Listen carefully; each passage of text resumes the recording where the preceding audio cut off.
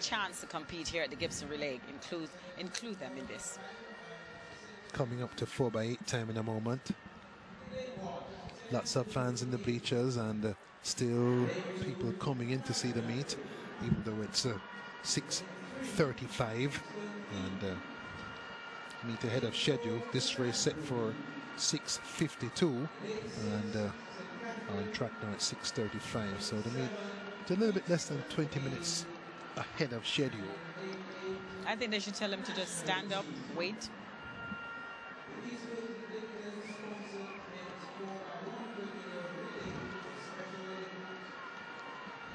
And Juliet, just to touch back on that point, this country has you, Grace, Dion, Etlyn Tate. Surely you could field a team for the Masters Women's 4x1. Juliet Campbell is also here from time to time. She always pops in and she's in pretty fit. So maybe next year you should get a lane in the Masters Men 4x1. You know what they should do? But then that's one team. Who make the Gibsons? Spectators, right? Yeah. There should be a spectators race. I agree. Figure a way how to get spectators in, but there should be a spectators race. Random numbers, John, as you're coming through the gate. However, yeah, I'm just saying though, right? That's a good idea. And here we have some gear for you on spikes. And some oxygen. What size do you wear? Okay, guess what? You're going to run tonight. You're the lucky winner. You're going to be the third leg runner. No, I would find some way how to get it in, but that would be a good In American gesture. sports and in indoor track in Europe, they have the kiss cam, so the camera just shines in on you and you've got to kiss the person you're next to. This would be the spectators race cam. The camera just comes in and that's you and you've got to go and Jamaica. You got to be careful with that. The kiss cam. Just make sure you sit down carefully. No, wouldn't happen here. I don't know. Jamaicans, I never thought we did a Mexican wave here, and we do. Oh, well, that would be catchy. We don't have a That's problem something that we waving. would love. Yeah, we like the excitement. We love excitement.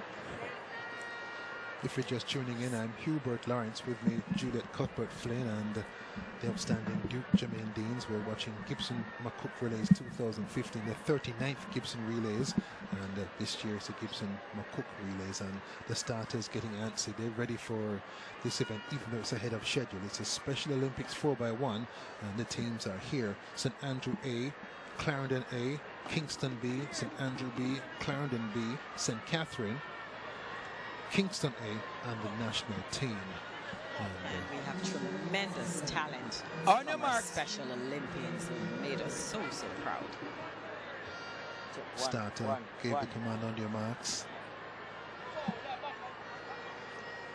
Maybe just testing. There's the command again, and this time he's serious. The athletes understand it and move to their blocks now and settle in for this Special Olympics 4x1s. The national team is in lane number 8.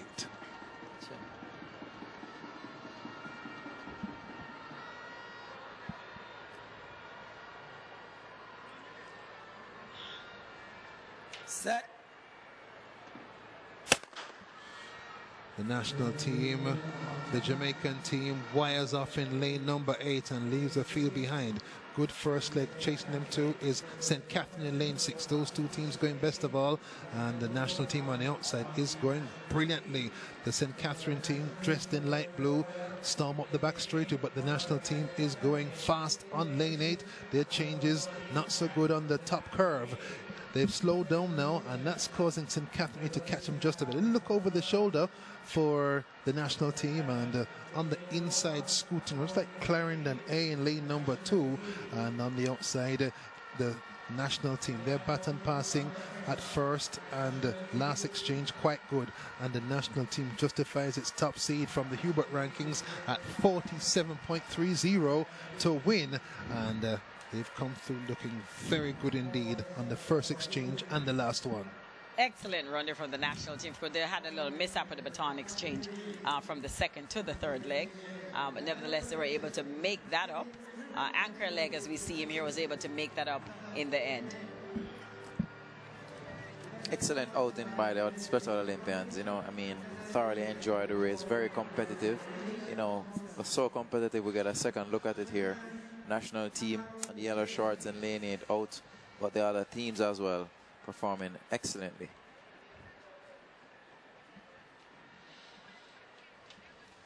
Had they not crashed on the second exchange. This time would have been much faster. And here, Speedy Ankerleg defeats St. Catherine A. And talented bunch. Wraps up the medals for the national team. There you have it, 47-29. National team St. Catherine was second, 47-56 with St. Andrew B, 47-79. And they're giving out medals, so they get to go on that podium and get their medals. Next event up for those individuals who enjoy distance racing, and it's actually more sprint now these days. 4x8 open for boys.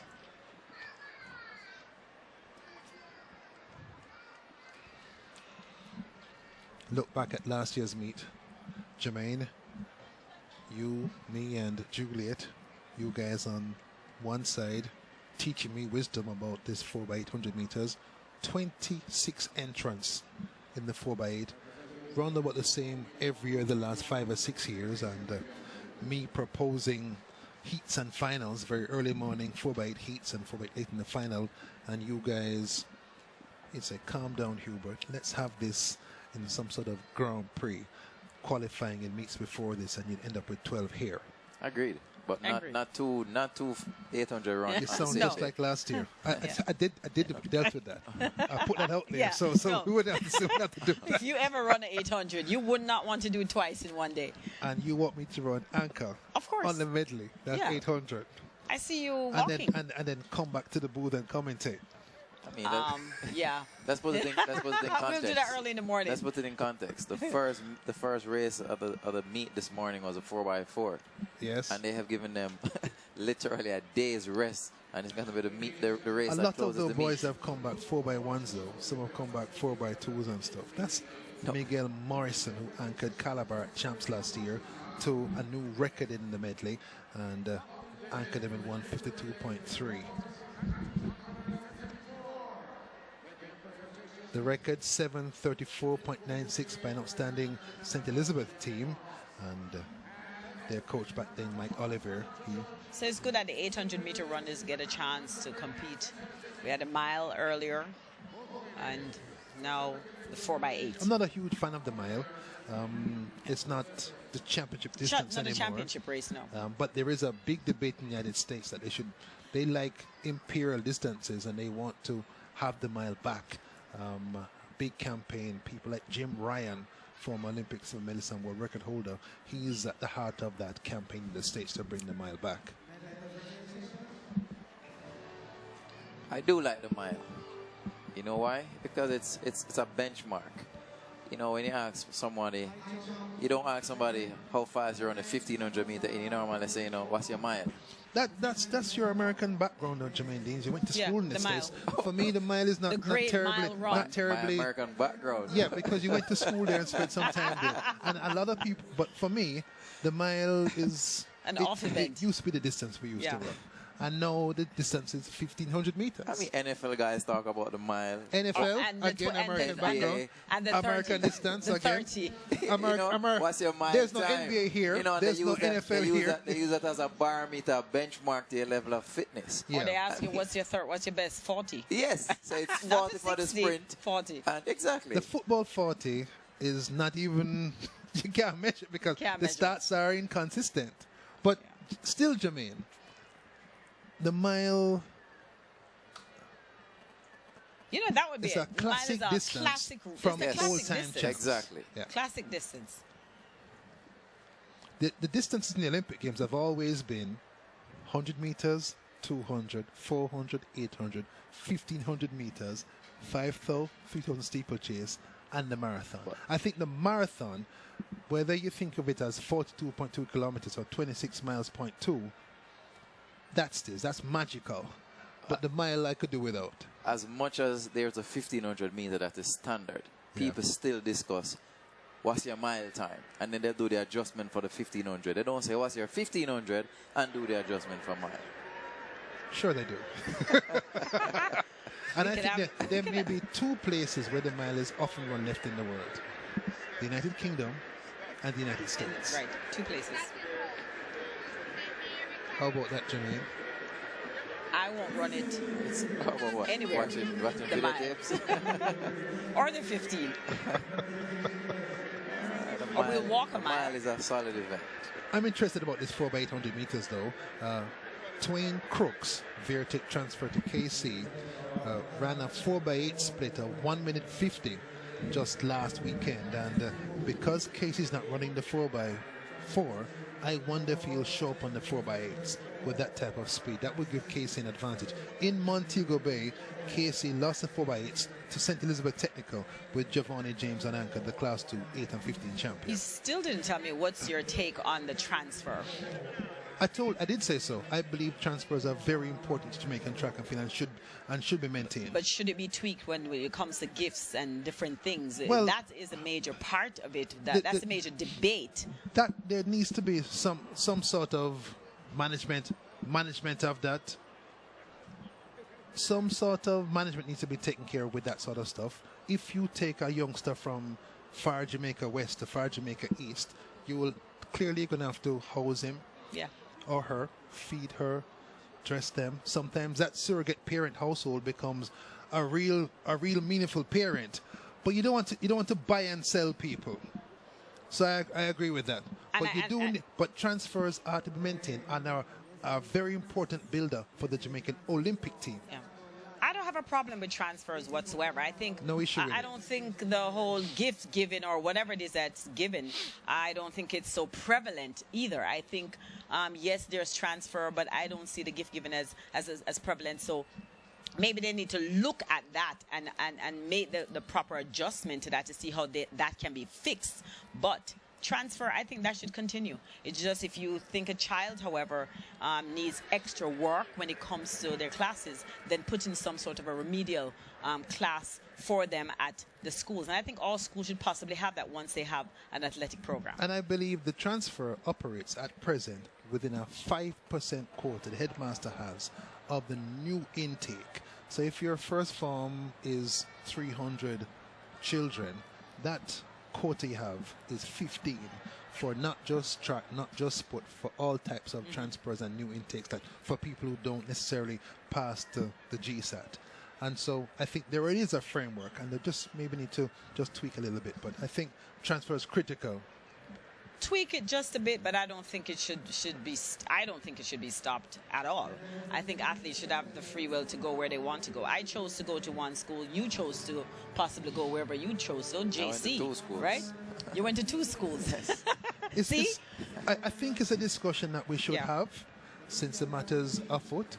But the discussion we should have now is about the boys 4x800 meters. They're right is on the track. But we have time to discuss everything during the 4x. It's a long race. It's no wonder you don't want to have the heat, because you don't want to get bored. The record here is 7:34. Well, the thing is, the race has not started, so well, we would have just been looking at the TV talking about how they're possibly going to run it. The list of people in the race. We don't have a long time before the race starts because there are 26 teams in the race. I love the taping on his leg. Look at that. That is just awesome. I wonder, though. Is he really hurt? Does he have shin splints or something like that? Possibly. And, possibly. Edwin Allen have been running a lot recently. Yeah. They've had Central Champs. They've had the Ben Francis Invitational and Western Relays. And maybe that's just a sign he needs a rest. And shin splint, it's so sad. You can't really do anything but, as you say, rest. You ice it, and that's about it. And lay off of it. Shin splint is one of the hardest things to get rid of. So there's Campion, Manchester, Petersfield, Mavisbank, Seaforth, St. Jago, Calabar, Belfield, Spaldings. There, Devon Smith won the Central Champs Class 1 800. Stats, St. Mary's High, Clarendon College, Dint Hill Tech, Alston High, KC, Monroe, Homewood Tech, Tatius Golding, Mona High, Woolmers, Excelsior, Edwin Allen, JC, Rhodes Hall, and Meadowbrook. On your marks. The record 7:34.96 watching at trackside, and Calabar seems to have dropped their baton and have to turn back for it. So Calabar out the back door, but this is not like even 4x4. They've got some space they could make up the time, Jermaine Deans. They have a lot of time, a lot of space and time to make that up. He just needs to run with it himself, bring the baton and his team position back up to a point and allow his other teammates to finish the job. I think that's Orville Dixon, former Class 3 and Class 2 champion. He, if anyone can settle down to the big task at hand, he's the man. That's Mona in the lead with Excelsior second, and Miguel Morrison has the lead. He anchored KC to victory at championships last year, 152.3. He is also quite good at the 400-meter hurdles, Miguel Morrison, and KC second at the Western Relays in the best race at 4x8 this season. They lost to St. Elizabeth Technical. That's Excelsior going forward. It's like Nathan Brown, who was a close second at the corporate era champs at 154.8. Mona, Excelsior, and KC away from the pack. I agree with you about Orville Dixon. I mean, I'm tracking his position here. He's a good 45, 50 meters from the leader, so he would want to try and close that sum and not give his team, as I'm saying that he's making his move on the back straight there, but to give his teammates less work to do. Not sure if all 26 teams event have come to the line though. Don't see Stets out there. We're going to wait and track them, but that's KC now.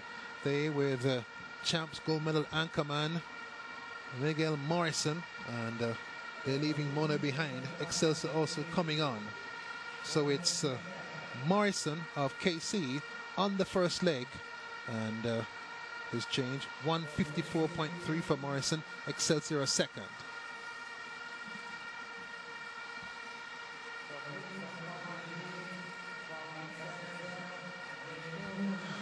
KC lead through sharp first leg by Miguel Morrison. This is Chad Miller on the second leg, former Class 2 champion for KC, with Excelsior surging forward. KC, Excelsior, Mona, those are the top three. Looks like Edwin Allen are in third place, but it's a fast first 200, 300 on the second leg by Excelsior, and they've got the lead now.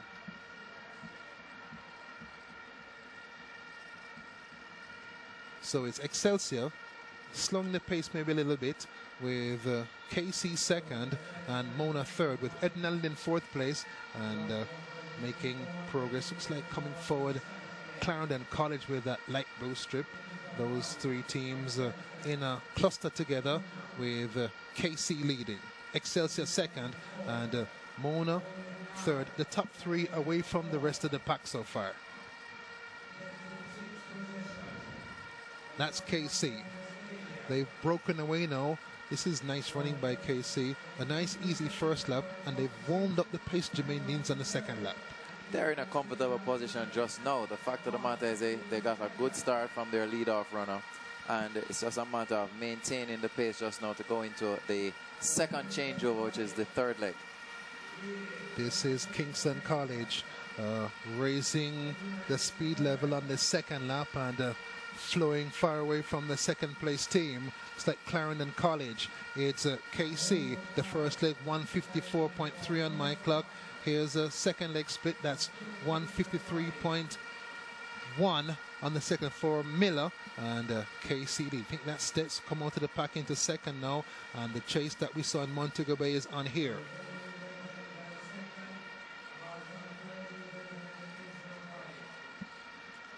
So it's KC, and that's Rochester. A Clarendon transfer to KC a couple of years ago, was the Class 2 1500 meter champion for Clarendon College before moving to KC.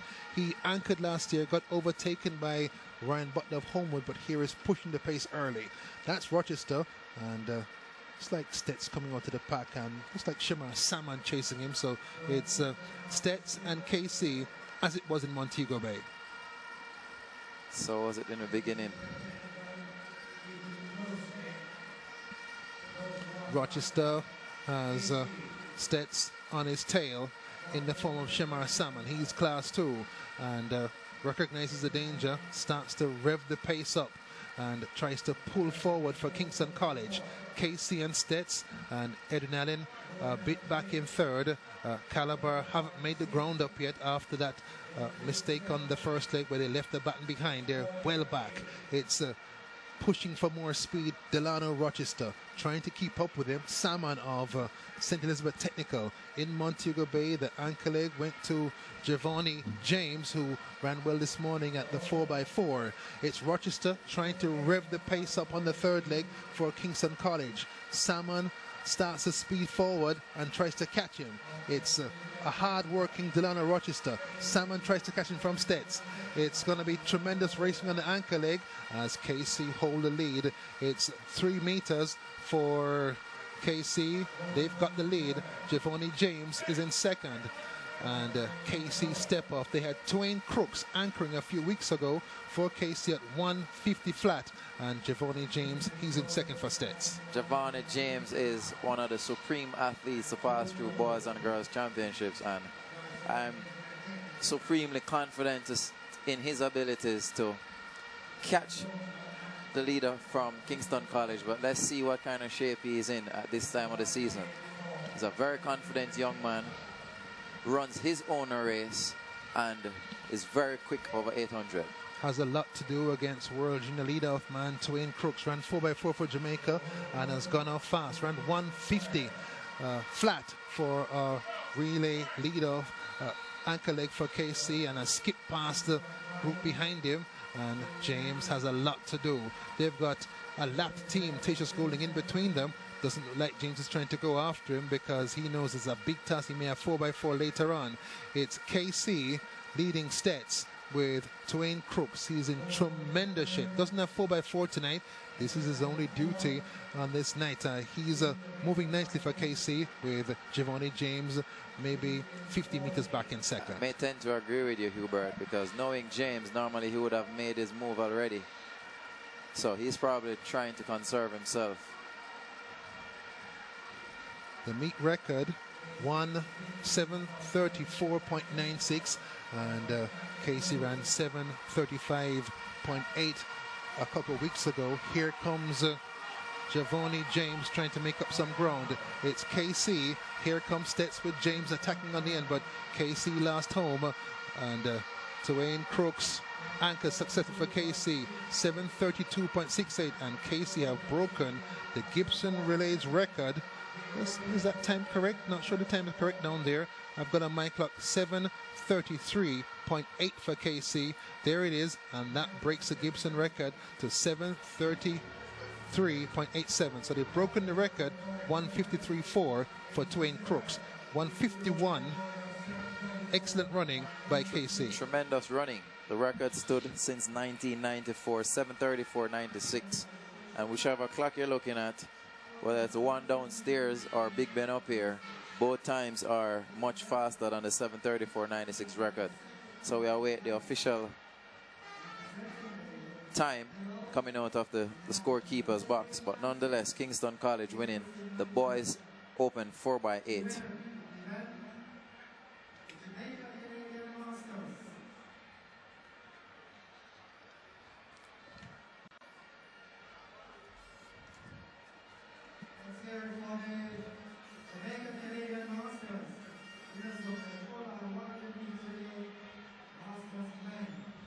So KC take down the long-standing Stets record.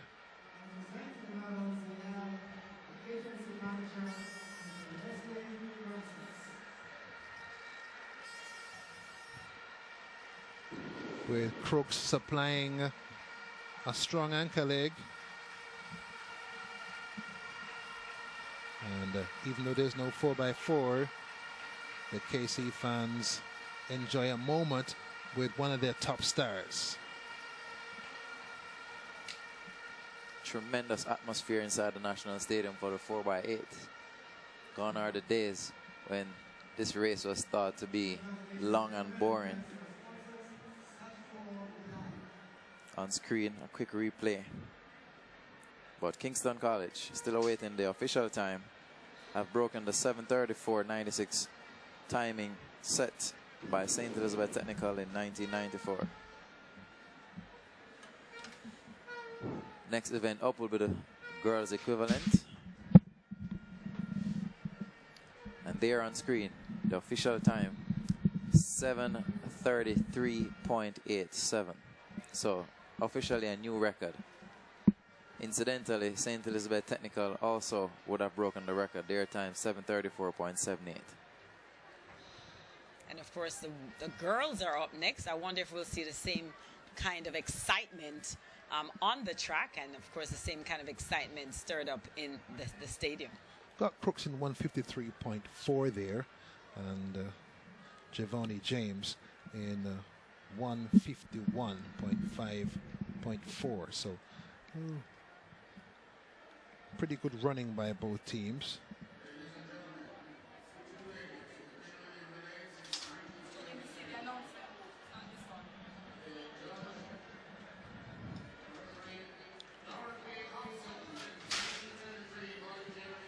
Give you the lineups for the females. The teams competing: Dintil, Heidel, Stetz, Tatius Golding, Edwin Allen, St. Jago, Camperdown, Clarendon, Spalding, Manchester, Vertec, Homewood Tech, and Belfield. 14 teams registered to compete for the girls 4x8 Open. The record, 8 minutes 48.96 seconds, set in 2006 by Homewood.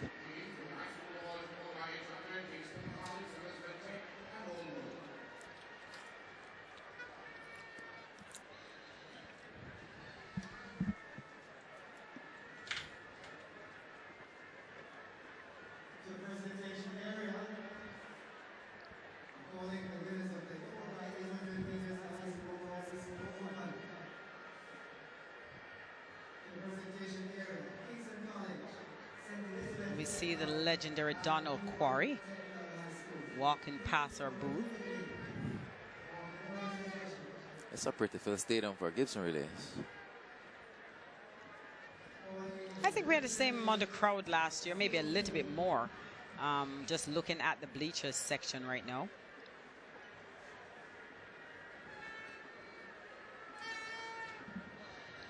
Girls 4x800 meters in Montego Bay. It was Edwin Allen finishing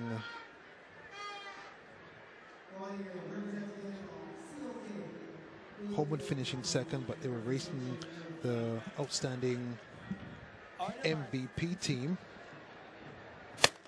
They're feeling this race could be close. No Marlena Eubanks to help Edna this year. She's off on scholarship in the States, and this is Homewood fast coming across very quickly from the outside. Well, that's okay. And there are the cones as they come across to there. So it's that's Sasha Gay White from Vertec, and she's chasing Shaniki Watson. Last year at Champs, Watson won the Class 1, won the steeplechase and the 5,000 meters, so she's very, very strong, and she has a lead now. So it's Shaniki Watson of Homewood and Sasha Gay White of Vertec. These two are titans in the middle distance races.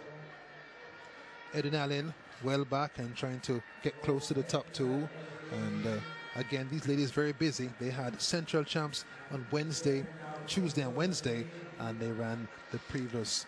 And I think you're right. This is the time to be busy if you're going to be busy, because I think they'll back off once they get closer to the Boys and Girls Championship. Sasha Gay White, Vertec, Shaniki Watson, the defending Champs Gold medalist in 2 events for Homewood, takes the lead, and it's Homewood versus Vertec. And Watson, she knows that she's not a fast kicker, doesn't have a sprinter's gait. She more heavy leg than that and has to take the lead and work hard early. There she is with that rocking style of hers, up past the 200 mark on this first leg, and has the Vertec girl off her feet so far. They both were running busily at Central Champs on Tuesday and Wednesday, and the stronger of the two is this girl, Shaniki Watson, the steeplechase champion last year, won the 3,000 as well, and even manages to find a bit of a sprint. It's Homewood Tech, the 10-time girls champions, who are leading in this 4x800 meters. They left Vertec well behind.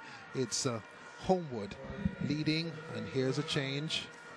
Homewood 2:08.1 for the first leg. That's tremendous running for Watson, and Vertec back in second.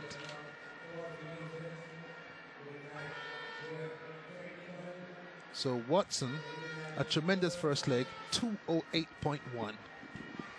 And of course, she's still in the lead on the back straightaway right now. And she has about a good 60-meter lead or so from Veer Technical. It's great in a relay of distance when your first leg puts out a big lead. And I think it can only get better because the excitement gets even greater once you get to that anchor leg, knowing that the finish line is that much closer. Homewood have the lead by a big margin, and their first leg gave them a real cushion at 2:08.1 on the first leg, and the second leg has revved the pace up as well. Last year's winners were Edwin Allen, 8:52.81. They're well back in third place, but have some space to work. And you are right, Edwin Allen right now I think is in third position. And traveling nicely as well, Juliet. Homewood halfway up the backstretch as Veertech enter the backstretch with Homewood just with Edwin coming off the curve. So that's how far they are behind. That shot gives you a good sense of how it is. So it's Homewood turning into the 200 curve while Veertech are midway the backstretch with Edwin Allen beginning to close in, but still lots of work to do for last year's winners. They said a good 50-meter behind. She's in the middle of where that 150 would be, and Veer Technical was right there at the 200-meter mark. So about 100 meters or so to go. And I'm sure she'll be quite happy when she passes that baton on to her teammate, reliever. 50 meters ahead. Looks like she's tiring, but, you know, still making good ground across the legs. And here's the field. Looks like Krisani May on the third leg. That's 2:16.8 for Homewood, and Veertech further back at 2:16. So the legs both 2:16. So, you know, no one has lost ground or gained it. And all she has to do is just to maintain her composure here.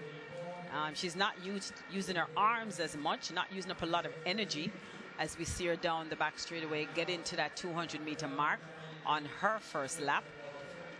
And you have to do that at least onto that last lap. Then you can expend more energy. Looks like young Chris Anime. She's run 2:14.5 for 800 meters. She's a precocious young prospect, just in class 2. Nice, smooth traveler, not using any arms as you pointed out. So if she does have a challenge, if she does want to make a big finish, can go to the arms to keep the legs going. She's coming up to that first lap, onto her second lap. It's Krisani May of Homewood who has maintained the big lead given to her in the 4x800 meters. Her teammate Shaniki Watson blew the race up in the first leg with a 2 minutes 08.1 leg, and her teammates have maintained that margin over Veertech. The lead remains about 50 meters, and looks like she's moving the arms a bit more vigorously now. Krisani May, tall and smooth, and has a lovely distance runner's body, and doesn't carry too much weight there, but you can see the legs very powerful. Now she gets a bit busy with 200 going her leg and rounds the pole vault apparatus with Veertech trying to make up ground but can't connect at all. And Edwin Allen lost their position from third into fourth position right now. Looks like Spaldings have moved into third place, and they've gapped Edwin Allen, and here are the arms now for Krisani May. Exactly, and that's what she saved it for. That last 150 or so is when she would move her arms. As you said, if she was challenged, then she would have had just a little bit more, and we see her powering down to hand off to this final runner. This is Krisani May, 2:13.9, so that's maybe better than the personal best if it were a flat race. Veertech second. They've well back, and looks like Lisa Buchanan on the anchor leg seemed to have a little trip and stumble at Central Champs in the week, and here is cruising. She a 3-time gold medalist in class 3 here in class 1, and she's cruising for Homewood. And again, they know this is a straight final, and I'm sure they're running against the clock. They want to put a good time down, and so she would have seen the lead, see what kind of lead her teammates has given her, so she'll be taking advantage of that. Here we see somebody getting lapped We It's saw like a lot of Clarendon that happening in the boys' side. It's like Clarendon College, Juliet, and this is Buchanan just comfortably sauntering through this anchor leg. She has a big lead. Her team has done a great job. The record in the event, 2:48.96 by Homewood. The boys' record held by Stets since 1994, broken just a while ago by the impressive team from Kingston College, with Crooks supplying the anchor leg. And definitely the Kingston Tower, that they had lots of competition. It was very competitive in that, and the crowd is not as loud for this race because it's not as close as we see. And we see here where there's some ground being made up here against Homewood Technical. Veritech has Brittany Dixon on the anchor leg. She a class 3 1500 meter champion, and she's near the top of the backstretch, but Lisa Buchanan has lots in hand and comfortable. This is the last lap of the 4x800 meters, and Homewood have put on a fine performance here, anchored by their class 3 triple champion Lisa Buchanan. Recovered from a little stumble at Central Champs this week, stepped off the track and maybe had a little bump on her ankle, but here it's looking fine. They told me she'd be fine when I saw her later walking at Kirkvine. Here she's running fast. It's Homewood with Lisa Buchanan. She comes through 8:54.52 and 2:15.9, and Brittany Dixon closes out Veritech at 2:14.5. So impressive anchor legs for Veritech. A big win for Homewood, 8:52.52. Good win there for the team, and a little excitement there at the finish line. Very technical. And this is good. This is good. We want to improve, of course. We talk about our middle distance, and we want to improve on that. And we've seen some fine competition this evening for the boys' side, with Kingston College winning that in a record time. And now the girls, Homewood Technical winning this one.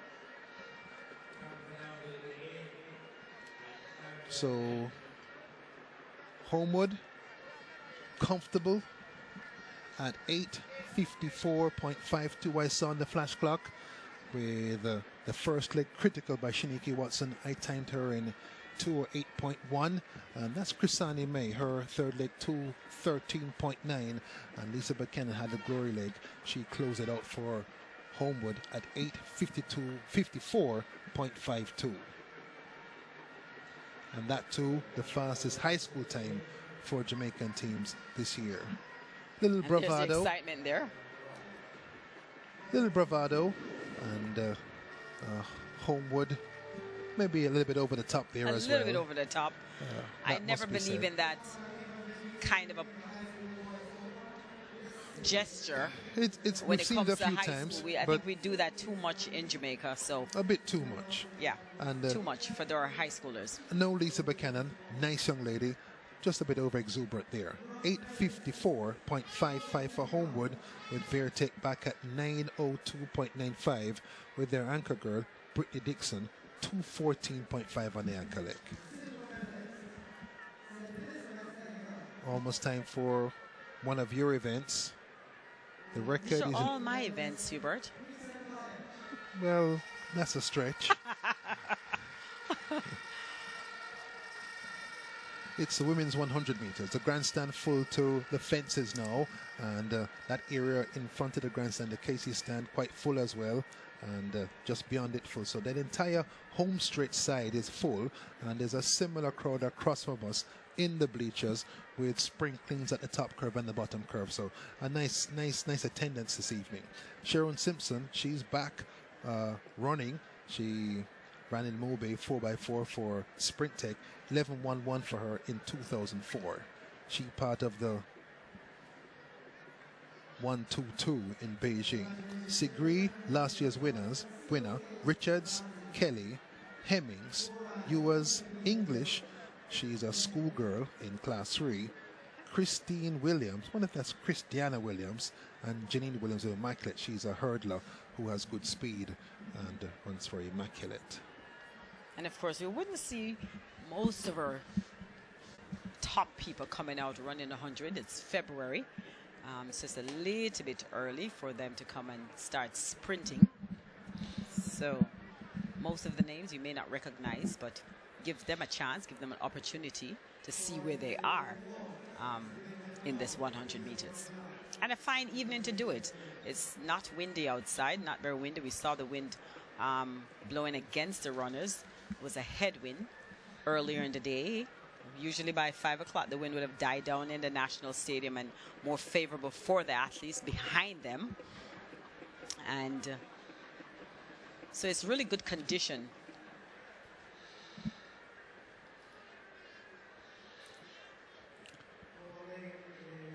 Let's see.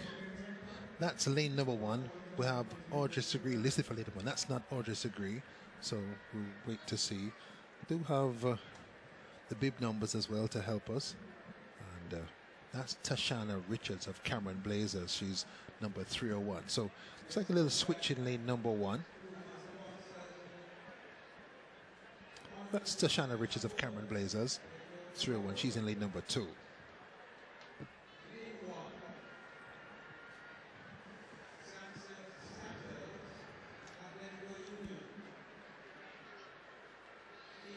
I think it's Sanchez Samuels of Atletico Union. That's a change for lane number 1.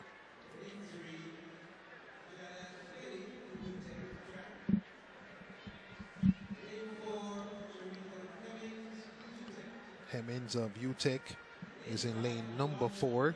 Beside her, Donna Ewers of UTEC. That's English of St. Hugo. Heidel transferred to St. Hugo last year's Class 3 200 champion. And that's Christiana Williams. She last year's Class 1 champs winner, 11.22. Very impressive. And she was good on the 4x1s this evening. UTEC broke the record. That's Janine Williams, a hurdler sprinter from Immaculate. She's in Class 1 at championships. Lots of tapes. Again, possibly a shin problem. Right there on her shin. Trains at UTEC. I've been walking up there before table tennis, and the field is much greener than before. They work hard at it there. So look up for lane number 7 and Christania Williams of UTEC. She's in great form.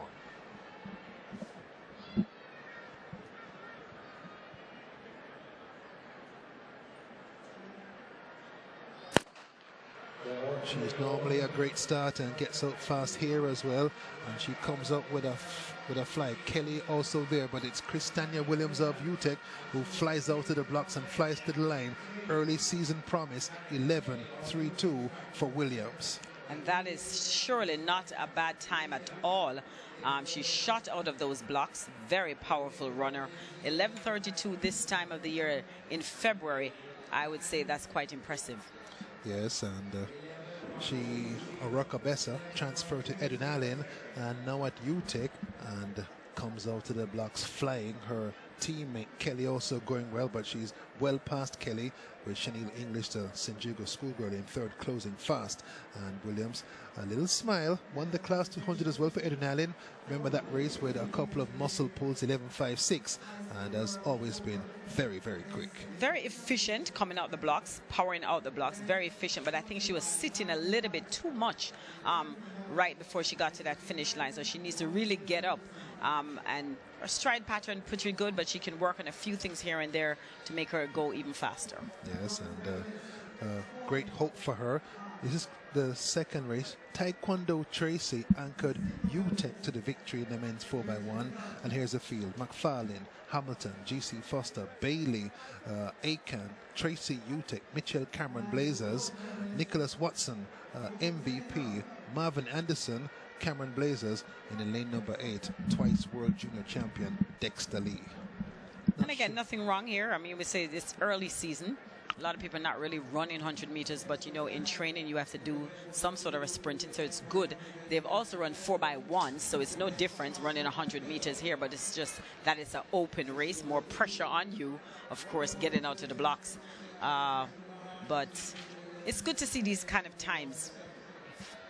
And some shuffles now, but a nice race by Williams. And that's in lane number 5. some shuffles there.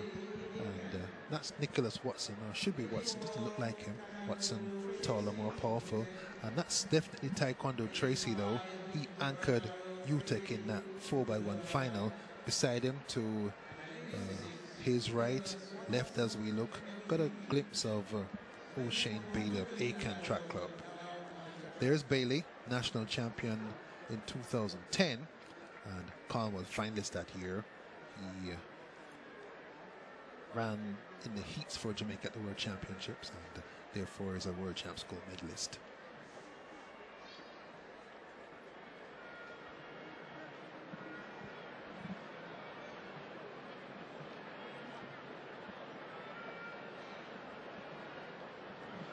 Men's 100 meters, the meet record 10.17 by Winston Barnes of the MVP in 2011. Smaller field, good start by Taekwondo Tracy, gets out fast and has the lead. It's Tracy, Bailey trying to catch up, and Taekwondo Tracy just about hangs on. 10.33 for Tracy. He shows his speed at the end of the 4x1 was no fluke.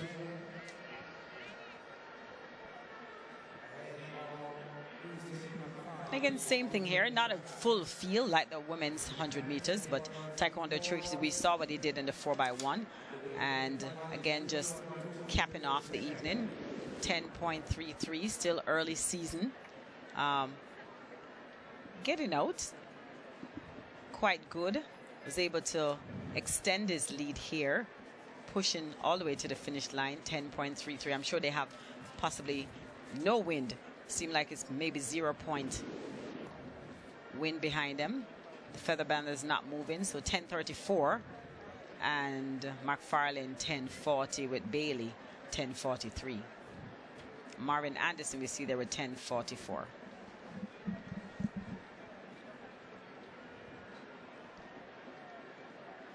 Of course, we have the, I guess the women's 400 open will be coming up shortly. The meet record there, 51.23, Stephanie McPherson. And here we have the lineup, Rihanna Christie. And I'm going to ask you to pronounce that. Herunga of UTEC, she's Namibian, she's at UTEC. Tiffany James of Papine High, she class 3 and class 2 400 champion, World Youth bronze as well. Bobby Gay Wilkins, Cameron Blazers, on the 2008 Olympic 4x4 team. Janique Day, her sister is Christine Day. Ivana Grant, GC Foster. Sachel Freighter, San Diego Sprint in lane number 7. And Rekashi Brooks of Homewood Tech in lane number 8.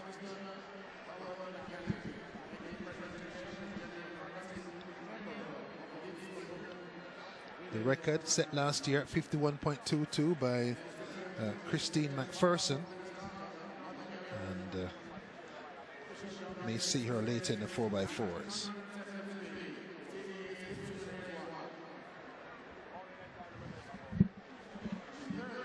And we see the lane markers carried by hand. They're light plastic.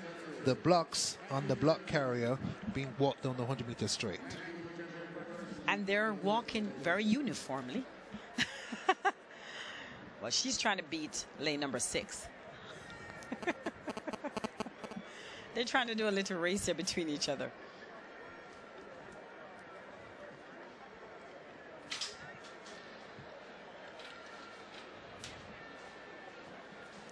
Women's 400 meters coming up in a moment. It's set for 7:49. I've got 7:23 on my clock, so that's the Big meet Ben proceeding ahead of schedule. We were behind schedule last year, and now we are ahead of schedule. So they're making up for last year. And looking forward to well, you can't make up for last year. That's gone. But certainly the on-time reputation of the Gibson Relays is something to be treasured. Something to be treasured. And the meet was really an example to other meets around about how you could run your meet on time.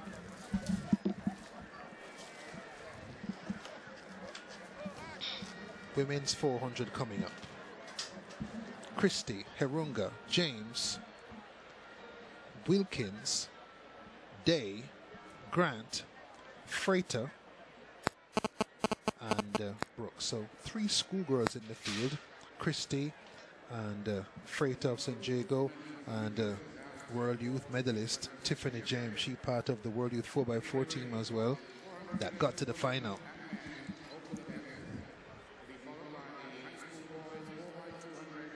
Juliet, the sprinting complete with Tracy and Williams winning. Your reflections on the sprinting? I think it was good. I think it was quite telling what we can expect later on in the season from both the men and the women's side. I think 10:33 and 11:34. I think those are pretty good times. This is only March. Well, March begins tomorrow. So it's still early season yet. And I would expect both those times to be lowered to at least possibly 10-1 or 11-1. And, you know, instant reaction to the 4x8 record from Mike Oliver. He's tuned into the meet. He was the stats coach when they set the record, and he's tuned into the meet online. He says, wow, it's gone after 21 years. Good sign. So the coach of the team that set the record has an instant and happy reaction to the progress made by KC in 2015. And I guess that's congrats to KC from Mike Oliver. And congrats to the teams that competed. I think what I said was we've been trying and talking about building the middle distance, building the 800. Look how long the 800 meters stood.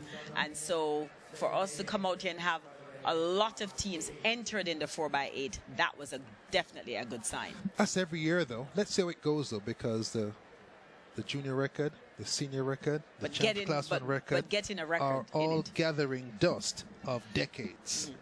I agree with him, though. And here's why. Every year for the past couple of years, we come to Gibson champs and we see the sprint records going year after year. You know, they're not there for 12 months good and they're broken. But anything from 400 and above, I mean, they're there forever. It's definitely a good sign. We just really need to start putting more effort into events 400 and above. And there's a good sign. Lots of fans in the stands. This Calabar lady tie on, quietly contemplating. Did see a 39.32 by her class 1 team, so maybe there'll be more. She doesn't know she's on TV. Maybe there'll be more things that will cheer her up later on. She looks very quiet and very contemplative. Looks like she can see the TV people, stares them down, and smile, looks into her phone.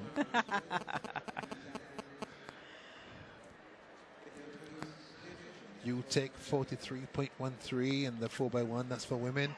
You take 38.23. That's Sachel Freighter in the Class 3 finals last year, stopped her on the backstretch. Here are some more fans. They know they're on TV and having a great time. St. Jago 45.24 Class 1, 45.01. Edwin Allen Class 2 equal the record.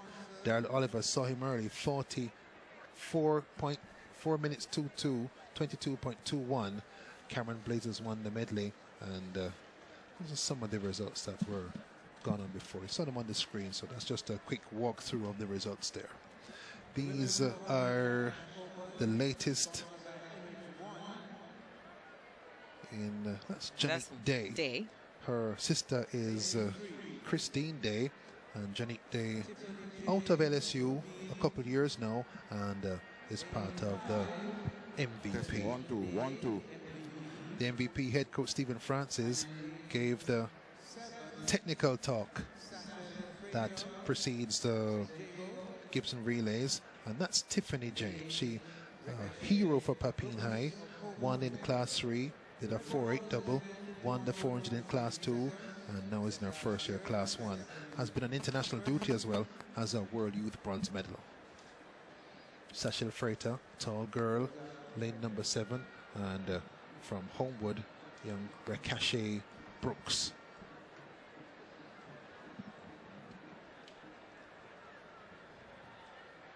Of course, we've seen the 400-meter women doing, making us proud on the international scene. And I know Jamaicans will be keeping their eyes very keenly watching to see what they're going to do for this season, a world championship year. Somewhat of a empty lanes there we're seeing. Lane 4, that's where Bobby Gay Wilkins would have been. And that puts the focus on Janique Day. Jamaica first, second and third in the Commonwealth Games at 400, and the world number 1 is Noveline Williams-Mills for 2014. Little break at the start, so just 4 ladies out there, and maybe a test for Tiffany James. She's a talented young one from Papine High, 1 in Class 2 and Class 3, and she'll have Janique Day, who is a senior, to go with her. They may train together sometimes because the Papine track team is often at UTEC, where MVP and UTEC trains. Papine team manager, UTEC team manager, Shaniki Osborne, she's the Papine head coach.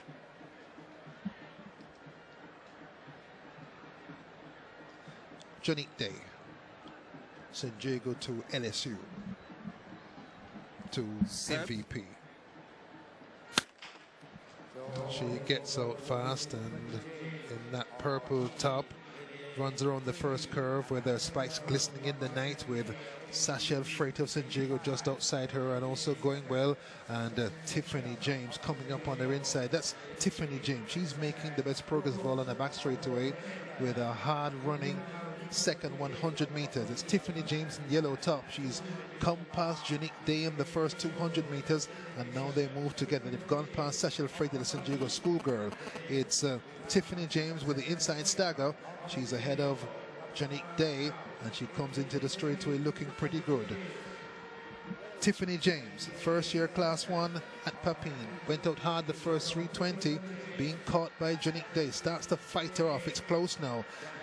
Day and James, Day on the inside. On the near side is 53.86 in the clock downstairs for the schoolgirl from Papine. On the screen, Tiffany James. And not a bad run there for Tiffany James, 53 seconds in that 400 meters. And Miss Day getting second.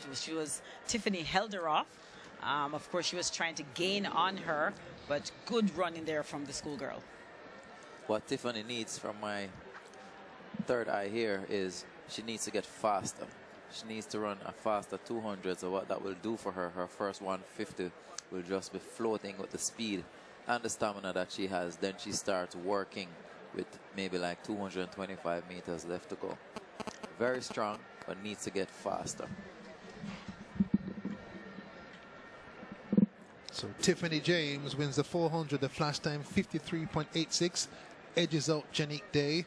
There are the times now, 53.86 to 53.92, with Sachel Freight of the St. Diego schoolgirl well back in fourth at 58.91.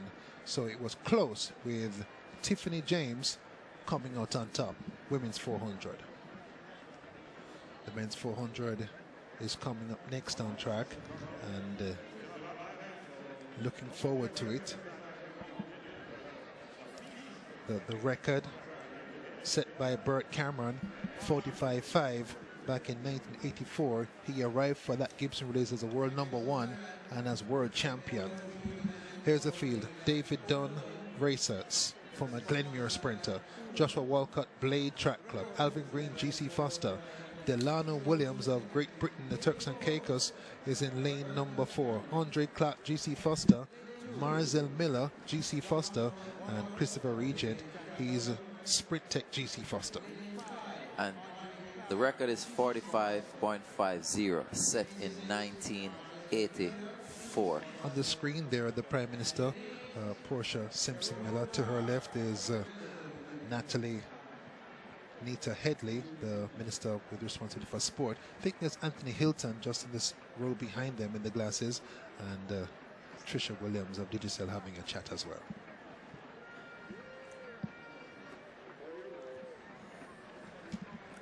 I'll make my point after the race. Yes. The Minister tuned into sport these days, and the men line up for the 400. Again, not all the lanes fully filled. Walcott, lane number 2. No Delano Williams in lane number 4. Andre Clark of GC Foster in lane number 5 may be the man to beat. He's good at the 400 meter hurdles. He's the tall one is Clark in the blue vest. On the outside, Christopher Regent. He sprinting hard is Marcel Miller in lane 6. So it's Andre Clark in the blue vest. He's Veertech to racers to GC Foster, and those two speed together. Marcel Miller, former KC man, former UE man, those two battle together.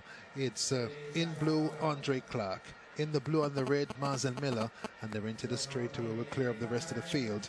It's Clark now under cruise control ahead of Marcel Miller, and they come through first and second. It's Andre Clark, 46.82 with Miller second. So Clark wins it, former Veertech man, 46.82. Back to my point, Hubert. The record 45.50 set in 1984, 31 years ago.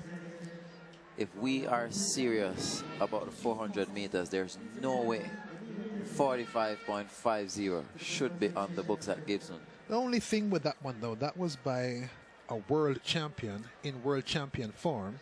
Hubert, it's 45. It's 2015. In February, though. It's 45. In a relay meet where the 400 guys may skip the 400. It's 31 years.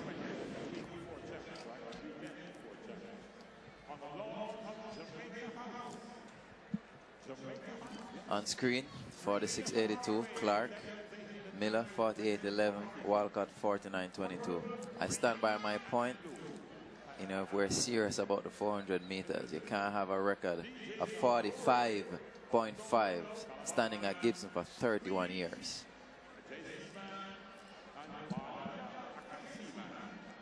On screen, the lineup for the next event, and Jermaine and I are going to continue arguing about this a little bit more. Bulmers, Manchester, Veertech, Edwin Allen, St. Catherine, Homewood Tech, Hydel, and Herbert Morrison. The girls aren't on the track yet, so let's go back at this. So I agree, Jermaine, with your general point that we are behind the 8 ball in distances beyond the sprints on the men's side in particular, and on the girls' side beyond 400 meters. But in this particular case, I think that's an excellent record for a race run in February. If the Gibson relays were, say, March or April, and that was a meet record, I'd be right with you. I say again, it's on the books for 31 years. I've got a quote from Jermaine Deans on another argument we had on TV. He says, I'm not going to leave it. I hear all the points from Hubert and the producers and everybody. But my point is 31 years. It's not 3 years. It's not 10. It's not 15. It's 31 years. Does that mean then, Jermaine, let's keep going with this. Does that mean that Jamaica is not good at 400 for men? No. That's right. I agree with you on that one.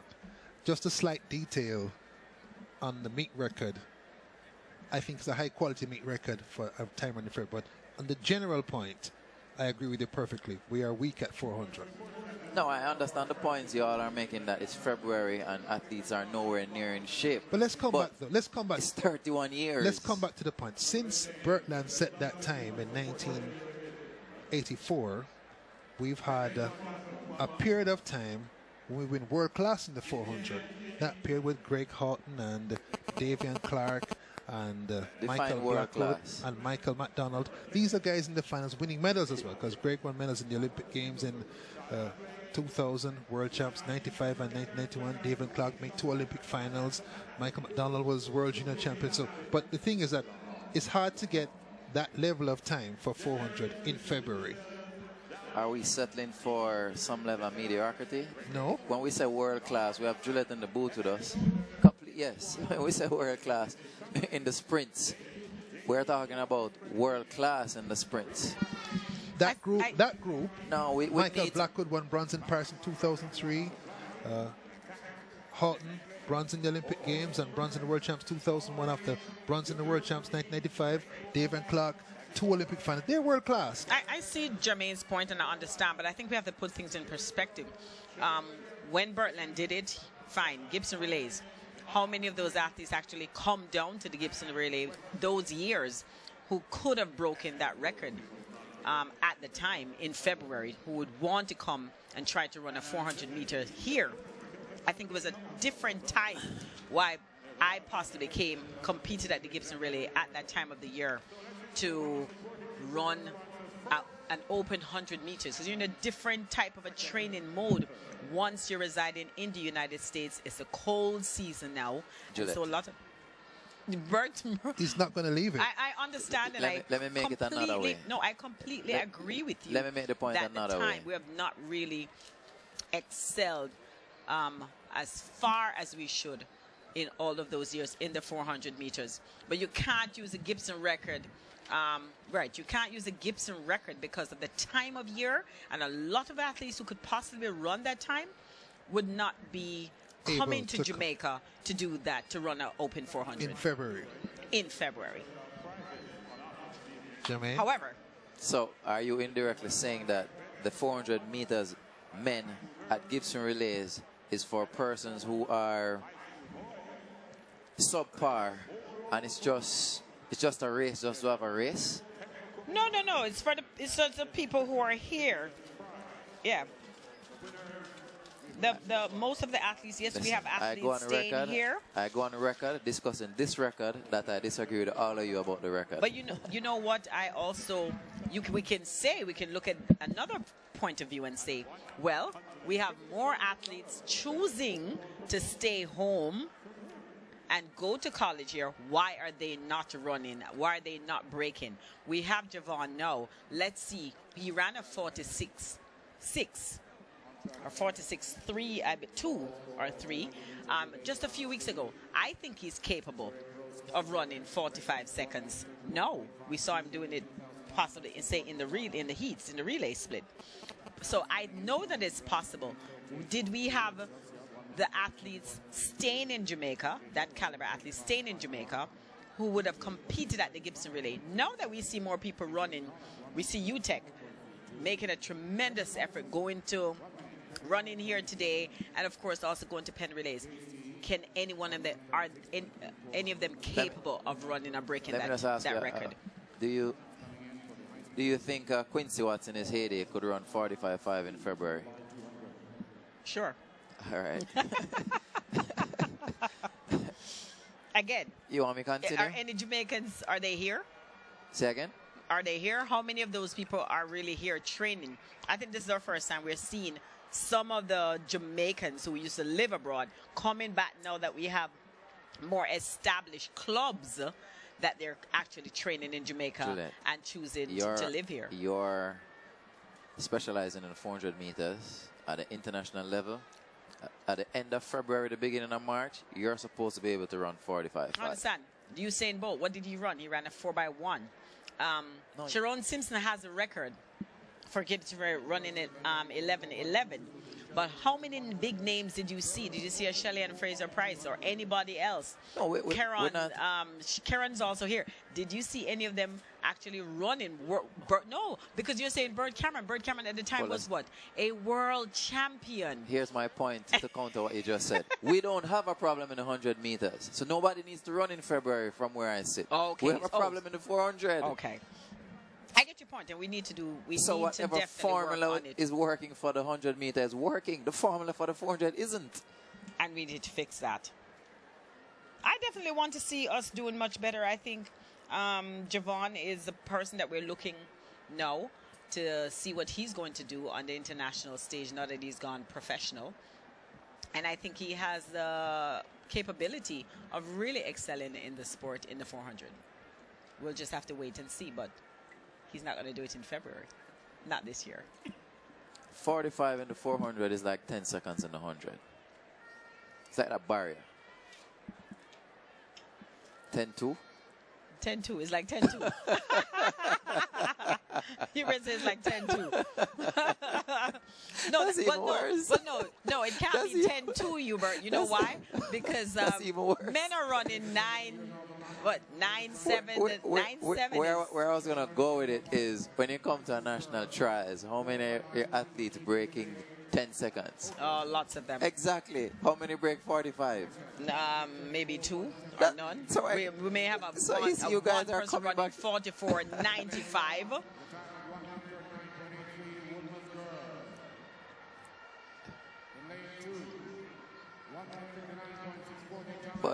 But and I think that's it. We've excelled. Our worthy producer, breaking 45 isn't the benchmark anymore either. We have excelled in the 100 meter.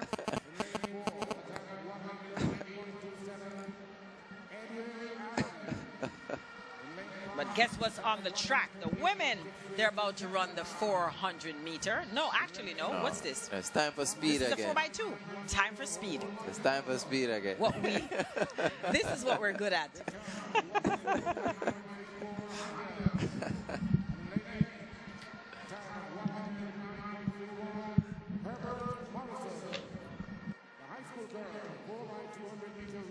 The stadium is coming significantly alive. As we move into the next event on track, the girls 4x2 meter relay open high school. Meet record 134.73 set in 2009 by Veertech. The lineup real quickly: Woolmers, Manchester, Veer, Edwin Allen, St. Catherine, Homewood, Heidel, Herbert Morrison. Didn't see Sakine Cameron in the 4x1s for Edwin Allen in class 1. Just wonder if she's going to turn up in the 4x2s because her team narrowly second to Homewood and Montego Bay. With her, they might have won it. Set. Woolmers, Manchester, Veertech, Homewood, St. Catherine, Heidel, and on the outside Herbert Morrison, and a fast run by Veertech on the first, and they come right up to Edwin Allen on this first leg and storm off. Also going fast to St. Catherine High. Fast running by St. Catherine High and Veertech. St. Catherine High looks like they've just got the lead now with Anna K. Allen, their class 3 medalist from last year, but Veertech zoom on the inside. Here comes Edwin Allen as well with Shelly's Clark. Comes between Veertech and St. Catherine High and takes the lead for Edwin Allen. Great running so far, Jermaine Deans, by Shelly's Clark. Great running in the 4x2. Excellent split by her here and an excellent run in the 4x1. It's Edwin Allen, St. Catherine High in second, and Veertech third. Great running by Allen for St. Catherine, but big run on the second leg by Shelly's Clark. On the third leg, her team has a step on St. Catherine and come through in the lead. It's Edwin Allen, and here's a baton pass. They make it safely. Good running so far, and no Cameron and Edwin Allen face a fast-moving St. Catherine High School team. Great by St. Catherine High. Edwin Allen have the lead. They come into the straightaway with 5 or 6 meters clear. It's Edwin Allen, St. Catherine, and Heidel, and a smooth run by Edwin Allen to win 1:35.65. Again, the fastest high school time in the event for the season. And there's a smile. It's fabulous from Frank Field and Edwin Allen. Shelly's Clark, a big congratulations for anchor woman. They win it 135.63 for Edwin Allen. Just outside the meet record 134.73. But an excellent run by Edwin Allen. As we take a second look at it, these are the girls that led off. Looking at the changeover here, it's visual changes, so these should be much easier. Clark here from Edwin Allen. She's way back, but by the time they came to the straightaway, her form brought her through the tape. High knees, relaxed shoulders. This is the second changeover. And coming into anchor.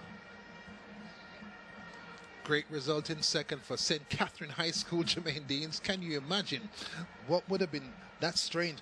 No one would expect them to be in second place in a sprint relay against Veertech and Homewood and Heidel, and yet there they are.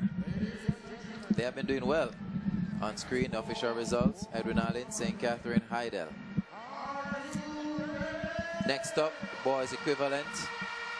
The meet record 124.67 by Jamaica College set in 1992.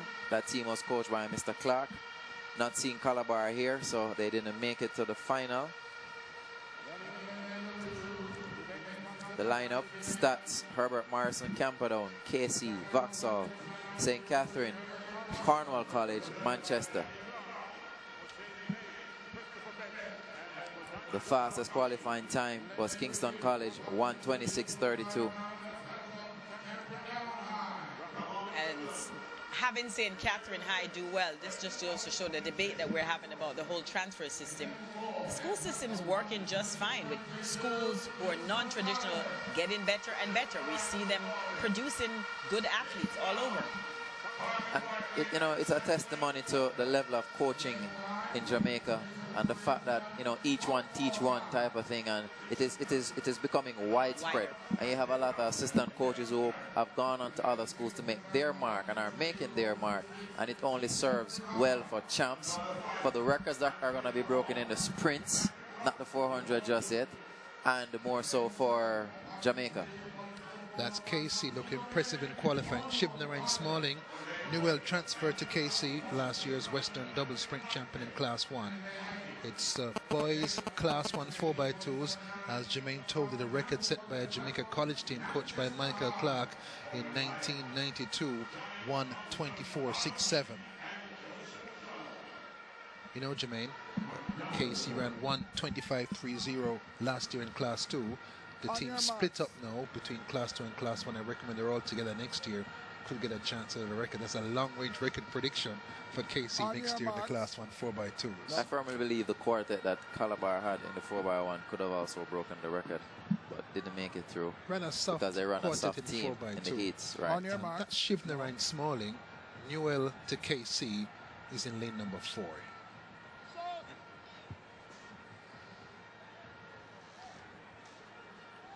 They'll hold up at the start. That's Camperdown and their great patriot Donald Quarry, an icon, Olympic champion 1976. I guess these are different blocks. The speakers are not on these phones. I mean, not on phones, on these blocks. Speakers are not on the blocks. It's okay, Juliet. I think the people heard. So you heard it. New phone needed for Juliet Cuthbert. That has speakers. A phone with speakers. Put the phone on the speaker. She's not demanding. Just a phone with speakers. Anybody. Good evening. Welcome to the broadcast. I'm Hubert Lawrence, with me, Jermaine Deans and Juliet Cuthbert. We're watching the boys Class 1 4x200 meters. A record has stood since 1992 to an outstanding JC team with Rudolph Mighty and Carl the Kenyan McPherson, Edward the Prince Clark. Who was the first leg on that team, Jermaine Deans? Was that Rupert Eldemar? He was on the 4x14 year before. Record has survived challenges from Calabar back in 2008. Shivnarine Smalling of KC gets off fast for his new school and makes a great progress on the first leg. Gets past the team on the outside. That's Vauxhall. So great first leg by Smalling. Woolmer's also speeding in lane 7. KC and Woolmer's going best, and Shivnarine Smalling steps forward for KC again. It's KC at the exchange. They've got slow just a bit, but the change made safely for Kingston College. This is Kingston College. On the second leg, Vauxhall tried to come back, so to St. Catherine High, but KC in full charge in this 4x200 meters. Last year, their Class 2 team set a wonderful meet record of 1:25.30. They're leading here in Class 1 in 2015. Great running by KC. They're well clear of the field, and the field bunched up, chasing for second. Vauxhall and St. Catherine and Mona and Woolmer's all battling for the second place, but KC 50 meters clear. Kingston College in charge in the Class 1 4x200 meters. This is KC. Here's the final exchange now, and KC without Bloomfield. That's Chadine Walker of KC on the anchor leg. KC scooting away from this field. The record safe at 1:24.67, but KC chased the win. Is Kingston College storming down the straightaway. Second place looks like Herbert Morrison, but KC come through to a famous win. Kingston College, it's brilliant. 1:24.96 without Akeem Bloomfield, without their outstanding Class 1 team at full strength. KC, fabulous running. 1:24.96 and Class 1 back under 1:25. And out of lane number, well, not lane number 1, but they were able to have gone over into, switch over into lane number 1 after the third leg, the second leg. And here we see them taking the lead and making that switch into lane number 1. Kingston College looking good. And the switch is done here.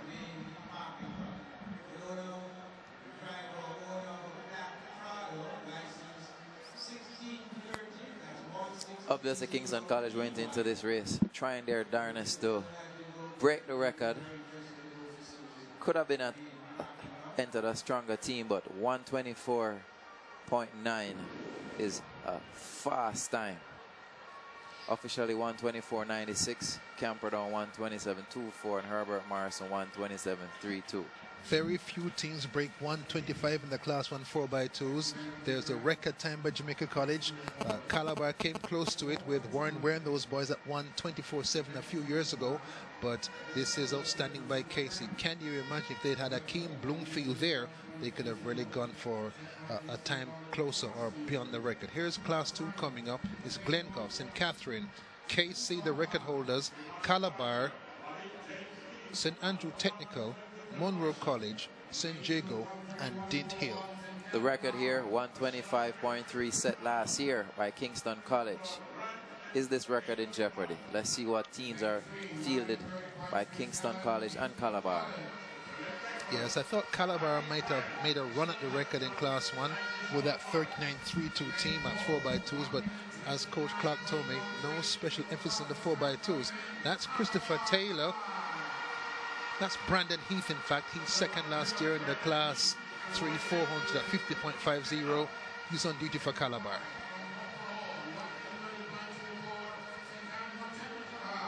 Here's the line. They're going through lane by lane. That's Glengough on the inside.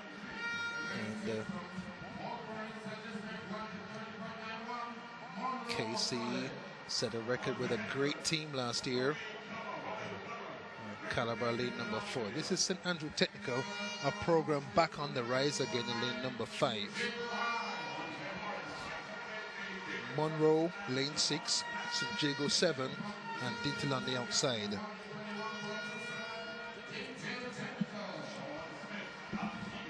There's an old song about times too hard to mention. An old song, and the record here too good to mention. 125.30. It's gonna take some doing, but let's see.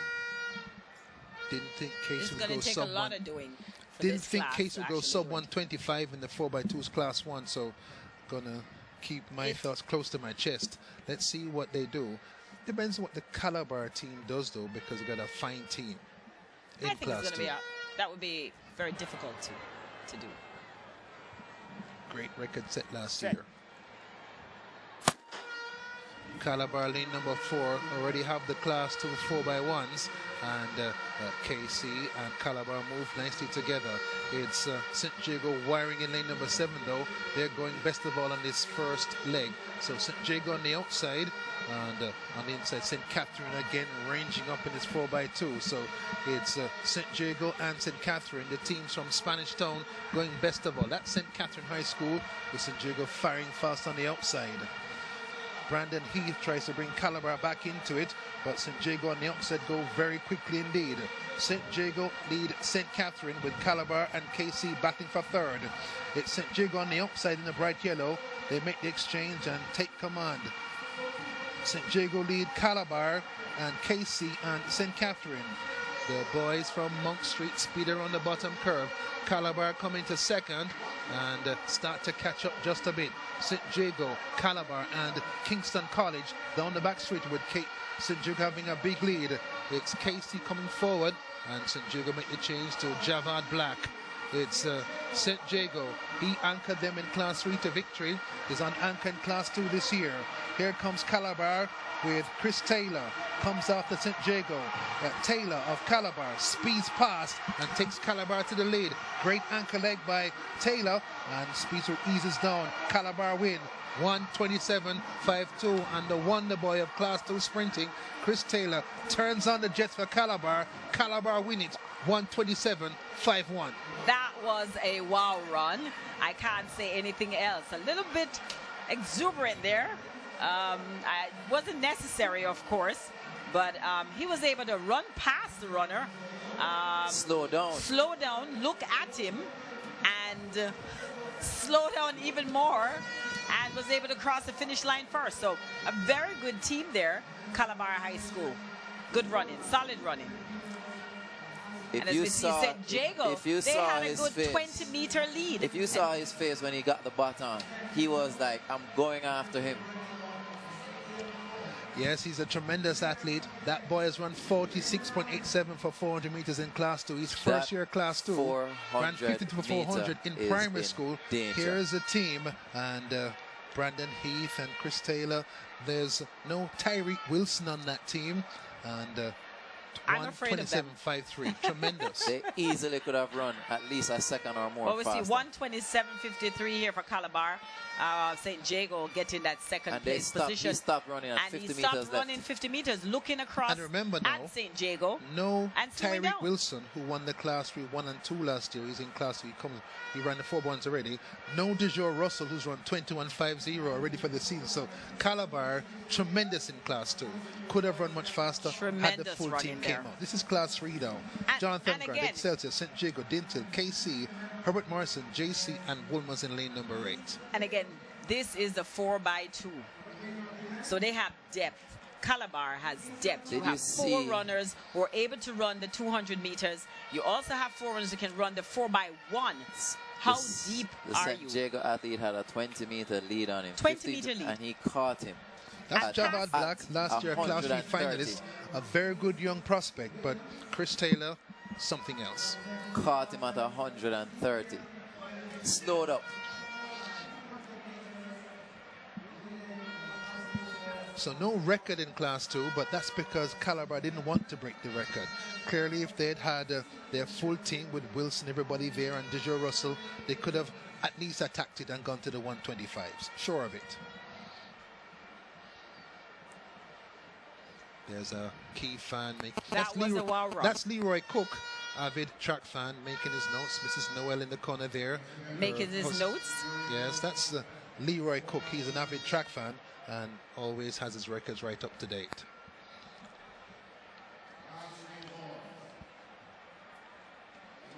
Boy, I tell you, these athletes, this is it for them. This is their Olympics.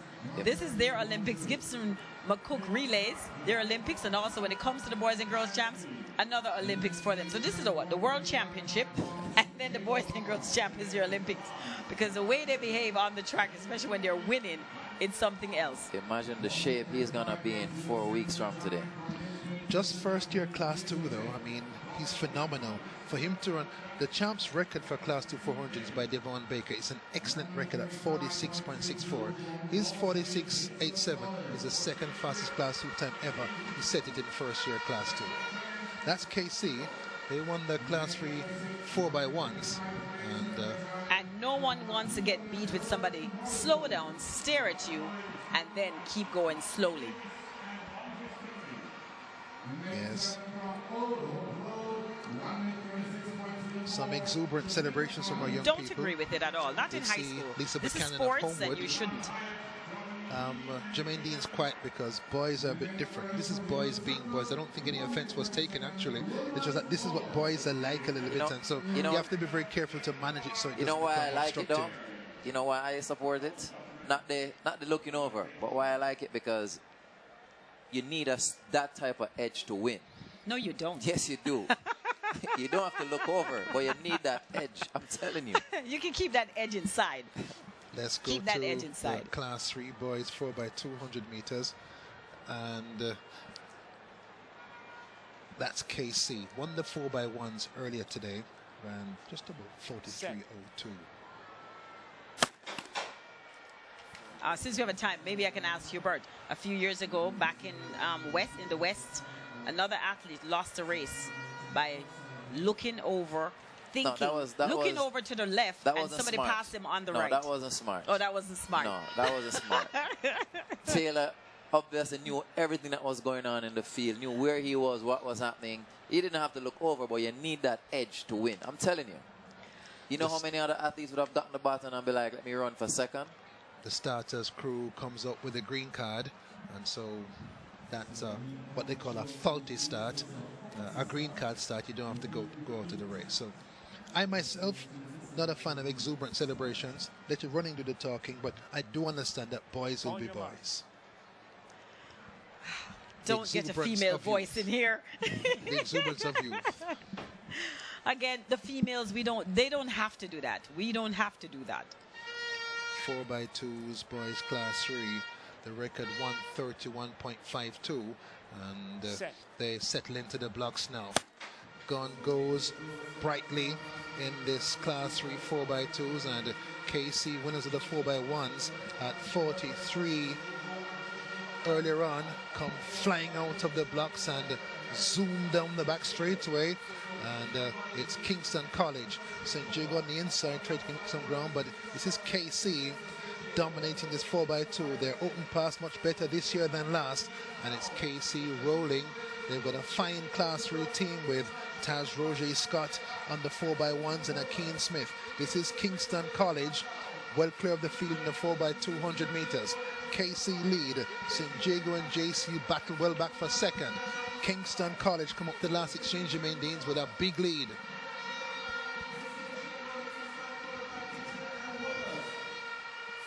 That's KC rounding the bottom curve and stepping down the back straightaway. A fall in the pack that takes out Jamaica College. That's very sad. Wolmer's press past St. Jago into second and gaining slightly on KC. Here's the last exchange. It's KC well clear, and KC motor forward in this 4x200 meters. It's Kingston College. The record is 131.52, a little wide off the curve. That could cost them some time. KC lead Wolmer's with Dintil going past St. Jago for second.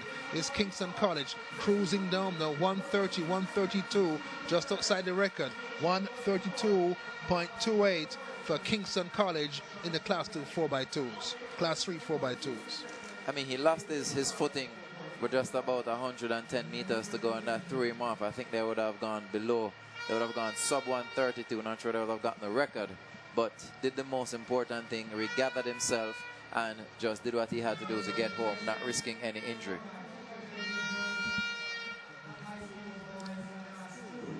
Unfortunate, of course, when we see a team going down, and that was like Jamaica College.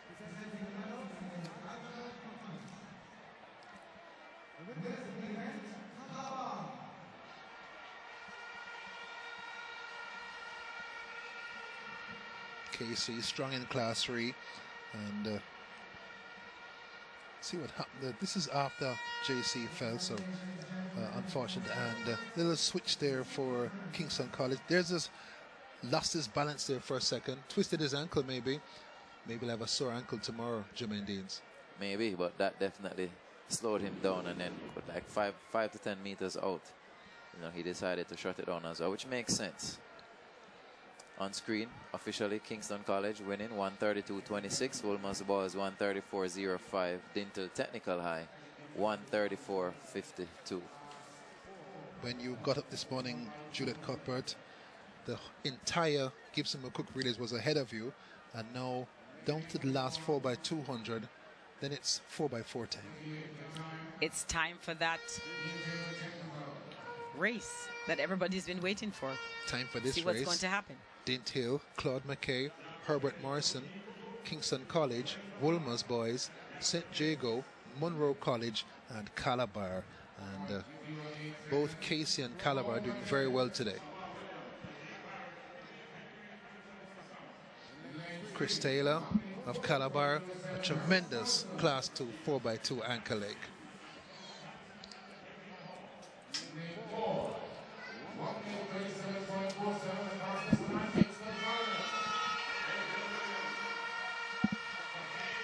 Just get the sense that anchor leg by Taylor, not the stuffing out of the fans. They're all sort of muted now for the last few minutes.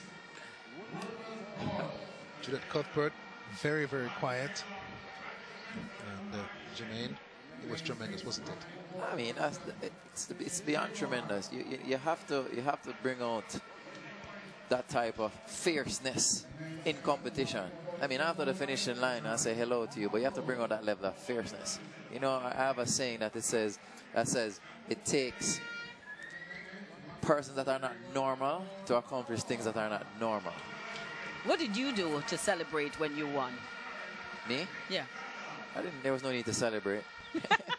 I mean, when I won in competition, that was it. After the competition done, it's done. Okay. But I did the stare down thing too. You did? Yeah. Boys class 4x200 meters. The record to Woolmer's 1:34.7 from 2010. And Woolmer's were in the final lane number 5.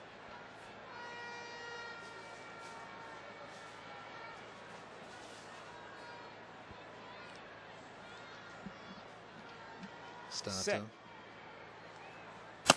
The record holders, Woolmer's in lane number 5, but maybe it's KC on a roll here in these 4x200 meters. They won in class 1 and in class 3, and here motor off in class 4. Kingston College flying down the backstretch, and Monroe also going well on the outside. So it's KC, St. Jago, and Monroe, with KC passing the baton first, and Juliet, KC on a roll here. And of course, Kingston College, we see they're in the lead, and a good lead, at least 10 meters. Yes, Yep. a 10-meter margin for KC, and they come through to the second exchange, and Jermaine, KC dominant these last few minutes at the Gibson McCook relays. Dominant in the 4x2s, but you know, some schools have said that, you know, the 4x2s aren't run at champs, but nonetheless though, you know, it's good showing by them here, making their mark on the Gibson relays, and more importantly, getting some good training in that they're going to now figure out how to use these athletes going into champs. KC come to the last exchange safely ahead.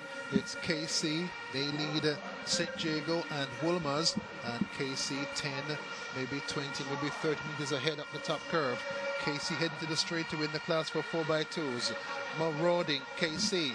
They come forward now with Woolmer's in second, and it's Kingston College with a big lead. They won't lose. It's Kingston College who come through to win the class 4x2s. 1:36.32 for KC, and they've won 2 4x2s in a row, and 3 of the 4 contested among the boys. Excellent run in there for Kingston College. I have to say though that their win in class 1 was because other teams didn't fielded their best team, so that's null and void from where I'm concerned. But class 4 and the other one, I think that one was class 3, you know, that's fine. This is Kingston College. Here's the second exchange, and compared to last year, KC's visual changes much better. Much, much better. I think it's much improved, and I think the more they run this and learn what they need to do, I think we'll see it getting even better. And even in the heats this morning, we've seen a tremendous difference in most of the baton exchange in all of these races so far. So KC close out 4x2 finals with a win of 1:36.33. Woolmer's second, 1:38.13, and St. Jago, the only other team on the 1:39. Under 140 as well at 1:38.67. The 4x4s mean that we're in a home stretch in the Gibson McCook relays, because 4x4 time goes from now right down to the very end. We're ahead of schedule as well. This is a fun relay coming up. Well, The Sunshine Girls, UE Mona, GC Foster, University of Technology, and Sprintech.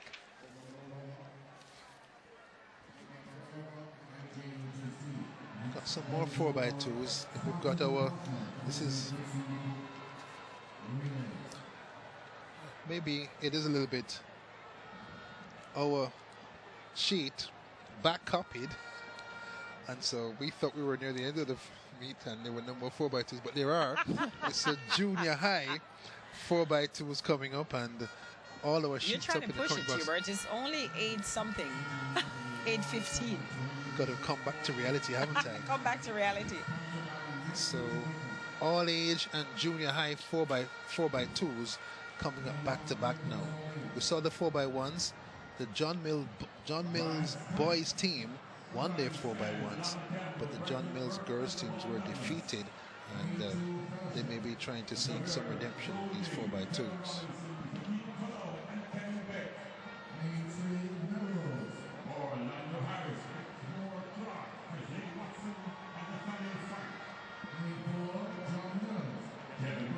Windward Road defeated John Mills girls in the 4x2s, and so with the distance being even longer, I'll give Windward a good chance to win their 4x2s as well.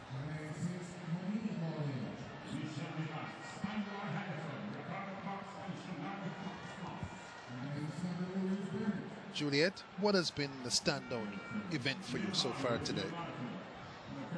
So far, the 4x2 with Calabar, and of course the record that we've seen in the 4x1.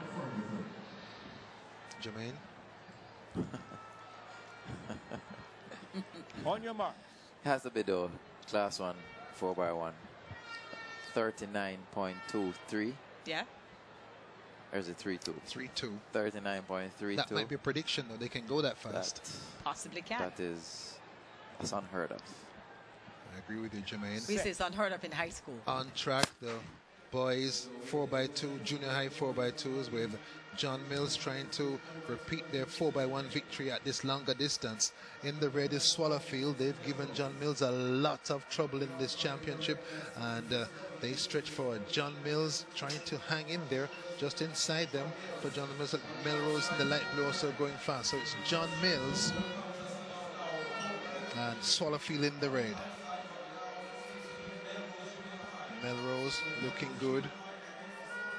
John Mills surging back into the picture, and in lane 3, Melrose in their chain strip. They were sky blue before, but John Mills gets back to them in the straightaway and comes through to make the second change in the lead. So John Mills in charge now, and it's John Mills leading Melrose, and Swallowfield in third in the full red. John Mills won the 4x1 and are trying now to do a double with victory in this 4x200. It was close before with Melrose harassing John Mills, but now John Mills have broken clear. This 4 or 5 steps, and here's an anchor leg change. John Mills and Melrose, this will be a bit of a battle. John Mills have the lead, Melrose catching up on the curve, and John Mills comfortable so far.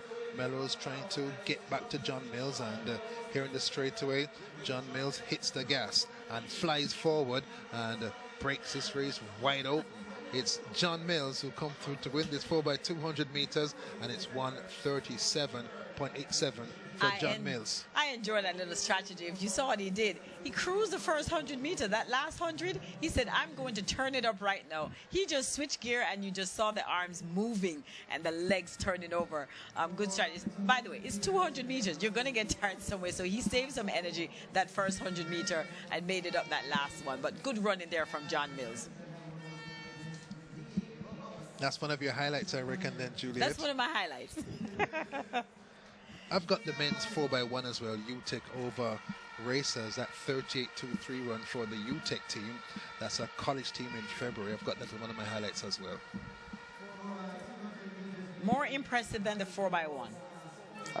That was a 4x1. That was a 4x1. College team running 38. Your words. Wait. 38.23 in February. In February. But we can't break 45.50 for 31 years. He's back at it. In February. I know him. He's not gonna. I'm not gonna leave it. He's gonna call you later. Jermaine Deans, turn your phone over. Yeah. Go to sleep. Talk to you tomorrow, cause Block him. can't block Jermaine Deans, but you just turn the phone over. Call you tomorrow after church. So, after dinner. Hi, Jermaine, did you call me?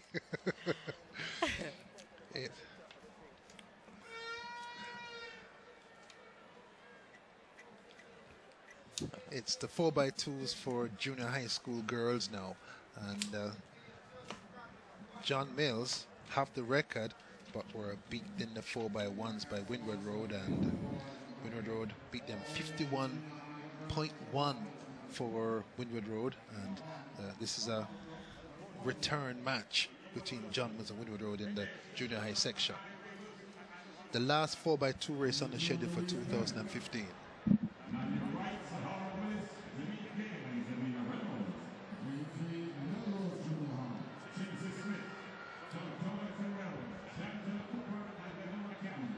If you've just joined us, you've missed a lot at these Gibson McCook relays in 2015, but there's a lot to come because this is 4x200, the last of a great series of races, and coming up is a series of outstanding 4x4 races. That's John Mills in lane number 4. They've dominated junior high competition at the Gibson McCook relays over several years, but also in their national junior high school championships. But today, the girls under pressure from Winwood, who beat them handily in the 4x1s. Can John Mills come back and win this 4x2? It's John Mills. You know, you have to knock out a champion. You don't give them a standing 8. On your marks. Lane 6 quite busy today. Yes.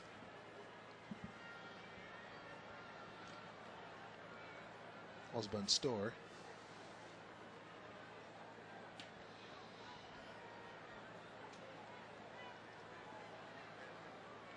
She's looking around. Not really. Stand up. Exactly. I wonder if they can hear. Are they saying on your marks? If they could hear me. Saying on your marks and athletes looking around, not. It's a good question, Juliet, because can they hear? These blocks don't have the speakers on them.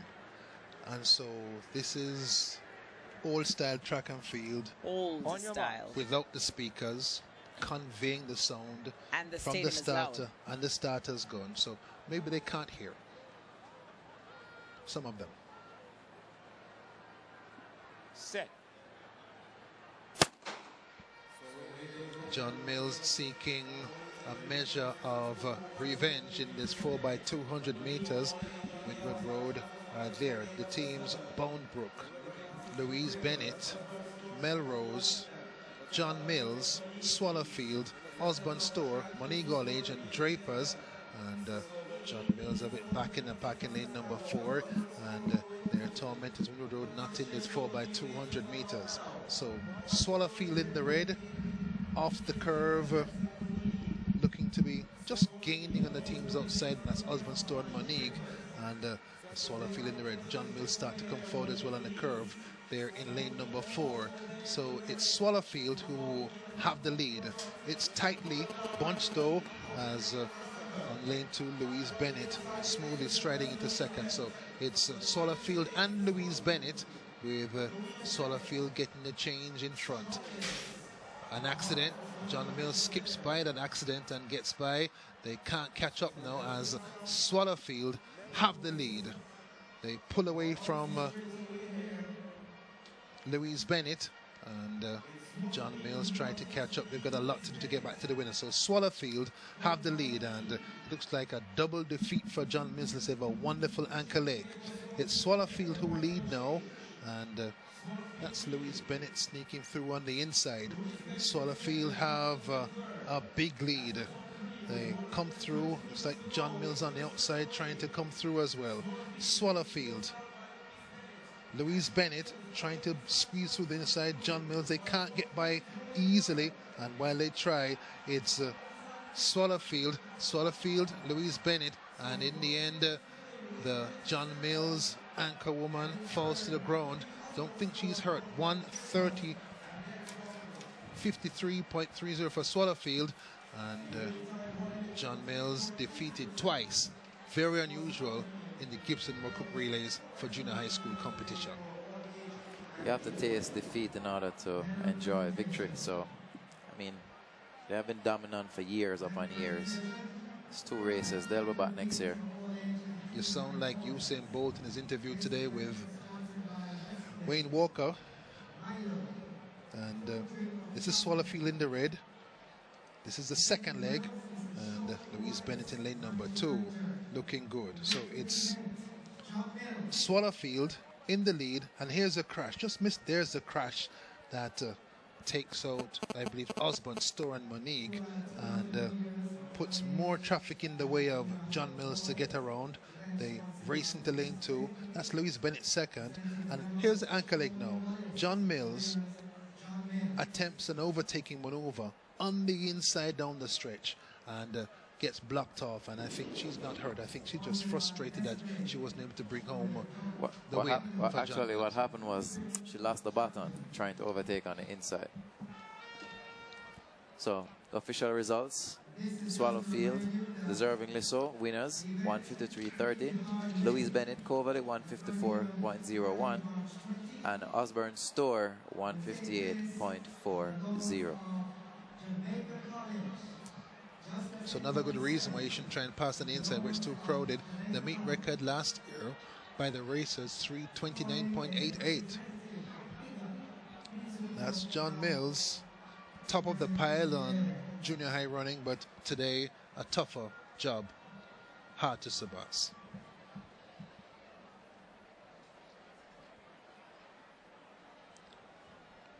The Sunshine Girls, that's the national netball team, and they're lane number 2. Huey Mona, GC Foster College, UTEC, and Sprint Tech in its 4x4.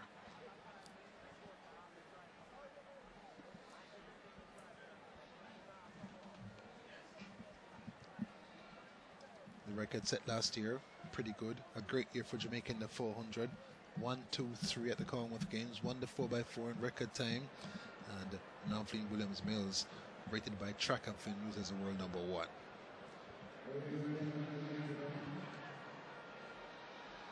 These are the Sunshine Girls. And that's Evangeline Williams. She's a UTEC student and part of the Sunshine Girls team. She's getting set in the blocks in lane number 2. Looks like Rochelle Clayton running for Huey in lane number 3. She, Foam and Vertec and Micron on Huey. Sunshine Girls, that's their second leg.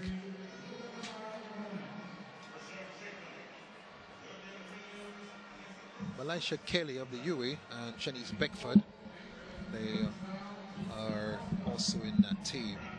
That's the GC Foster team, lead number 4. And Juliet back for one of her many favorite events, women's 4x4. Favorite events to watch, yeah. And Juliet, just talking to Jermaine, last year a wonderful year for Jamaica at 400 meters. They, of course, Jamaica 1, 2, 3 in the Commonwealth Games, and head into this World Champs year with a good group of ladies. I think we do. We do have a good group of ladies. We saw one of the sisters, Christine Day. Christine Day did very well for us. I think we have a good crop of women 400-meter runners. The men, I would still have to wait and see what's going to happen with what we have right now. Of course, the men, silver in the 4x4 in the World Champs 2013, bronze in 2011, and I think a world indoor medal in between that as well, so the picking's not quite so bad.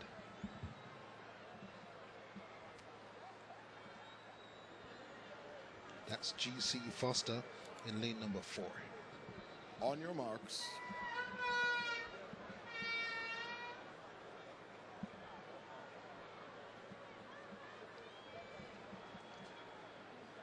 And her foot is just too high, that right leg too high on top of the blocks.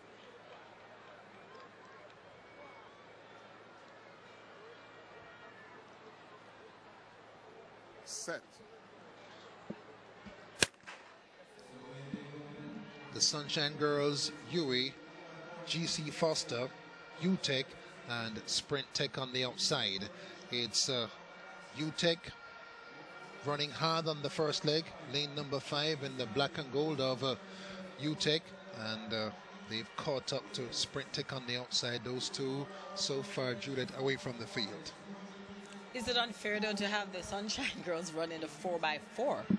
I think it's more publicity, you know, trying to raise awareness of their things, and they've come out and some training. But this is nice running by UTEC. They've caught the Sprint Tech on the outside, and Huey a bit further back. So to GC Foster as they come to the end of the first leg.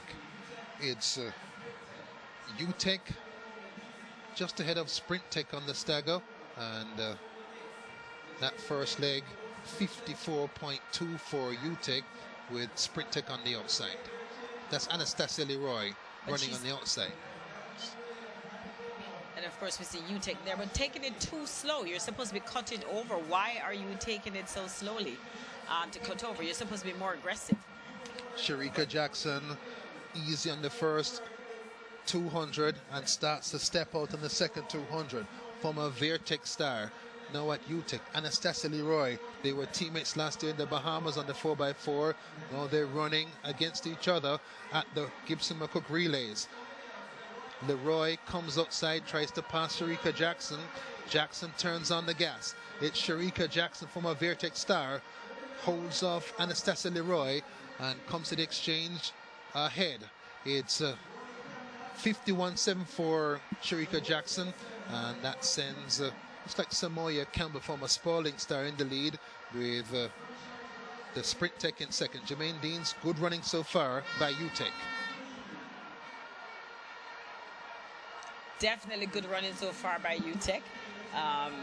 We've seen them doing well on the men's side, seen them do well here on the female side. And a 51 split we just saw a while ago. Not bad at all. This is Samoya Campbell. Samoya Campbell being tracked by Sharon Simpson there in the future. But Samoya Campbell has a 5-meter lead, a 4-meter, 3-meter, 2-meter, 1-meter lead. Now they are neck and neck, and Sharon Simpson handing over first. Great leg by Sharon Simpson. 52-3 for Sharon Simpson, and she has put her team Sprint Tech in the lead.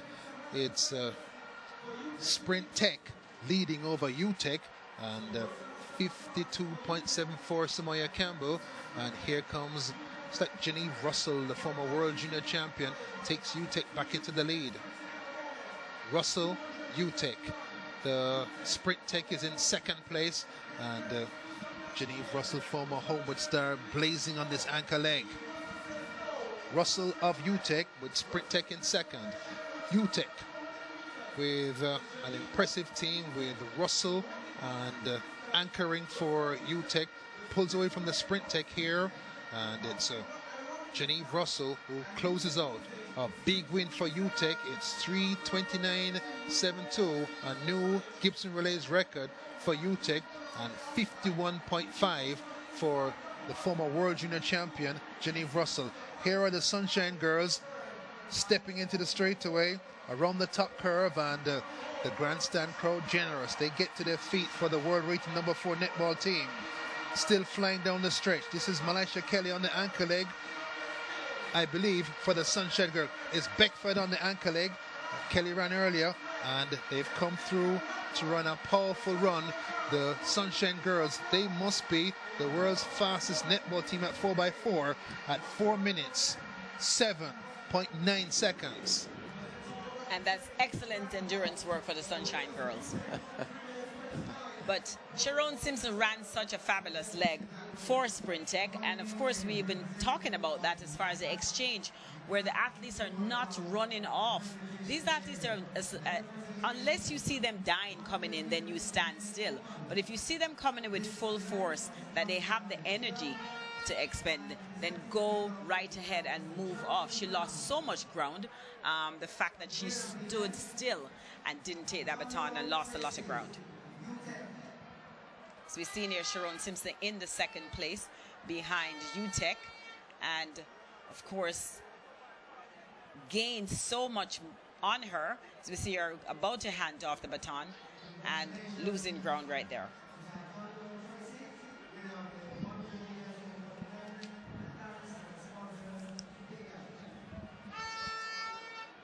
That's Genevieve Russell, former Homewood star. She third last year in the Commonwealth Games 400-meter hurdles.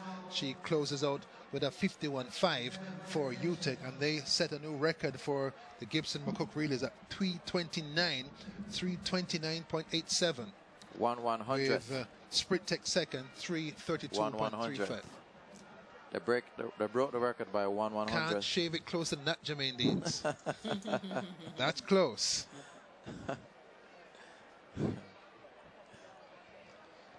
Men's 4x4 coming up, and the Gibson Relays down to its last 3 races. Did I say Gibson Relays? The Gibson McCook Relays down to its last 3 races. The men's 4x4, and of course, this is clubs and institutions, I think, coming up. And then it would be the women and the men will close us out. Sharon Simpson, 52.3, if that's interesting Not to you. a bad time and at all. what does that mean, Jermaine and Juliet, about Sharon Simpson coming back to full speed?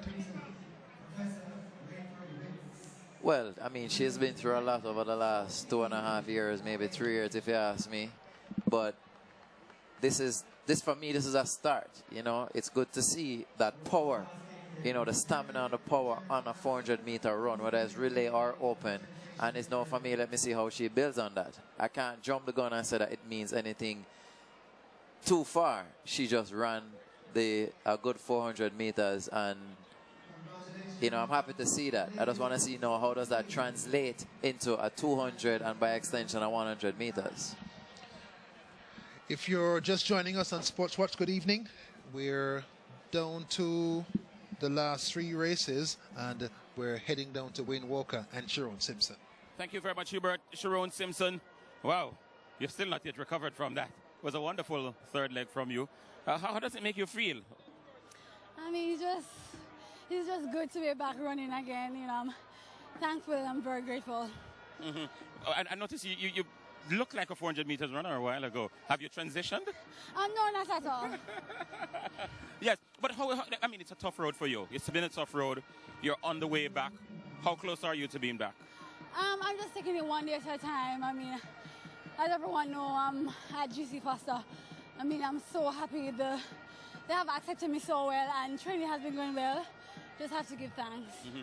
How important it is that you come back out and run in front of crowds like these, because you're used to this. You were #1 in the world in 2006, so you're used to this. You're a silver medal winner at the Olympic Games. This is nothing new to you, but you are away from it. How important it is to be back running in this atmosphere? This is very important.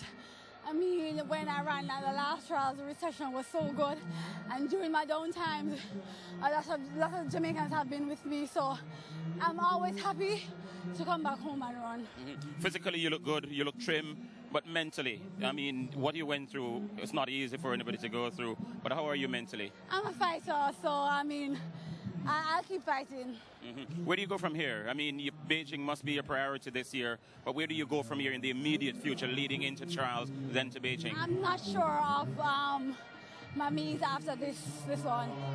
All right, good to see you back. All the best as you go along, all right? Thank you. Okay. We're just going to hold a little to see if we could just get a quick chat with Malaisha Kelly. Very, very interesting. The Sunshine Girls participated in that 4x400 meters. Malaisha Kelly, are you still the national captain? No, I'm not the national captain right now at the time. I thought because you were injured and didn't come back, you know, you were relieved of the thing, you know, temporarily. But fine. What's the motivation behind doing this? Okay, so for some of the girls, this is one of our preparations for the tournament we have in August.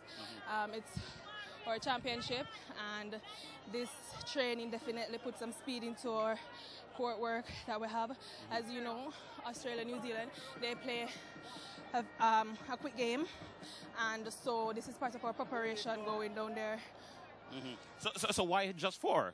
Why 4? If you're preparing to meet the challenge at the World Championship, why 4 people? Because I saw you guys at Sigma as well. I saw almost the same 4. Why 4?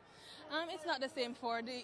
These girls are the fastest 4. As you know, it's just 4 person can be on a relay team at a time. So, you know, we train together as a team, but it's just 4 that is still representing the whole team. But definitely we do train together as a team to push each other for this race. Yeah. I think I'm going to ask you one final question, which is obvious. Your first 400 meters? In a long time, yes. Yes. Malaisha, good to see you guys, you know, dipping in other sport to make sure that you get ready for Australia, and we wish you the best as you build up to Australia, and indeed in Australia as well. Okay, thank you. All right. So that's Malaisha Kelly from the Sunshine Girls. We're going to go back upstairs to Hubert and the crew. Thank you very much, Wayne. And that looks like Karen Stewart there. She looks lost. In the world's top 10 in the 100 last year. Commonwealth bronze medalist, and like Sharon Simpson, silver in the Olympic Games in the 100 in 2008. And she seems as if she's getting ready for the clubs and institution for the 4x4. I think she missed the race. Maybe she was making sure her team was okay. No racist team in that 4x4, and so the men come up now with ACAN, Sprint Tech, Cameron Blazers, Racers Lions Track Club, University of Technology, GC Foster, the MVP, and Huey Mona. The UTEC won in Montego Bay in 3 minutes 09.98 on the 4x4, and they qualified comfortably here. Also, Comfort Racers Lions, they had the fastest qualifying time at 3:06.27. I know, Jermaine, you'd love to see Usain Bolt on this.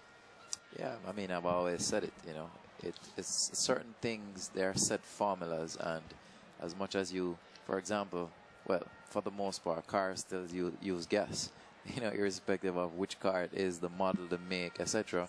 Hey, outside of the electric, I'm just saying, and you know, there are certain things that you don't change until there's something that is more foolproof.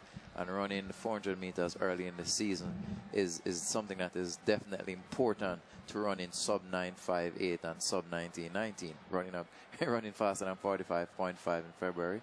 I'm bringing that back up, but seriously though, you know, so I definitely would love to see him run competitively, you know, a couple 400 meters. No, yes, he's doing it in practice and there are time trials, but a certain level of adrenaline and intensity that comes with actually competing against other persons you don't see every day. Running leader for the UE is Delano Williams, a former world junior champion, and this is UTEC we're seeing lining up here, lead number 5.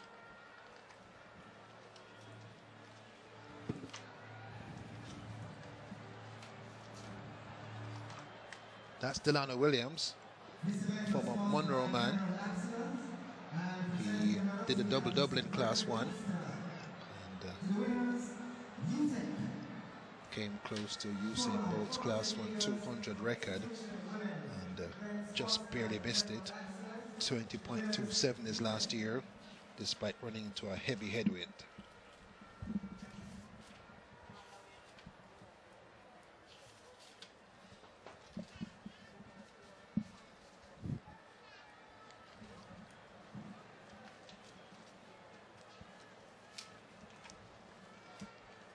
Nicholas Maitland, he is Racers, former Stetsman. He was the anchor man in a race the last time Usain Bolt lost at the Gibson Relays 2010. He was on the UTEC team that beat the Racers Lions, with Usain running a 44.2 ankle leg for the Racers. That was 2010.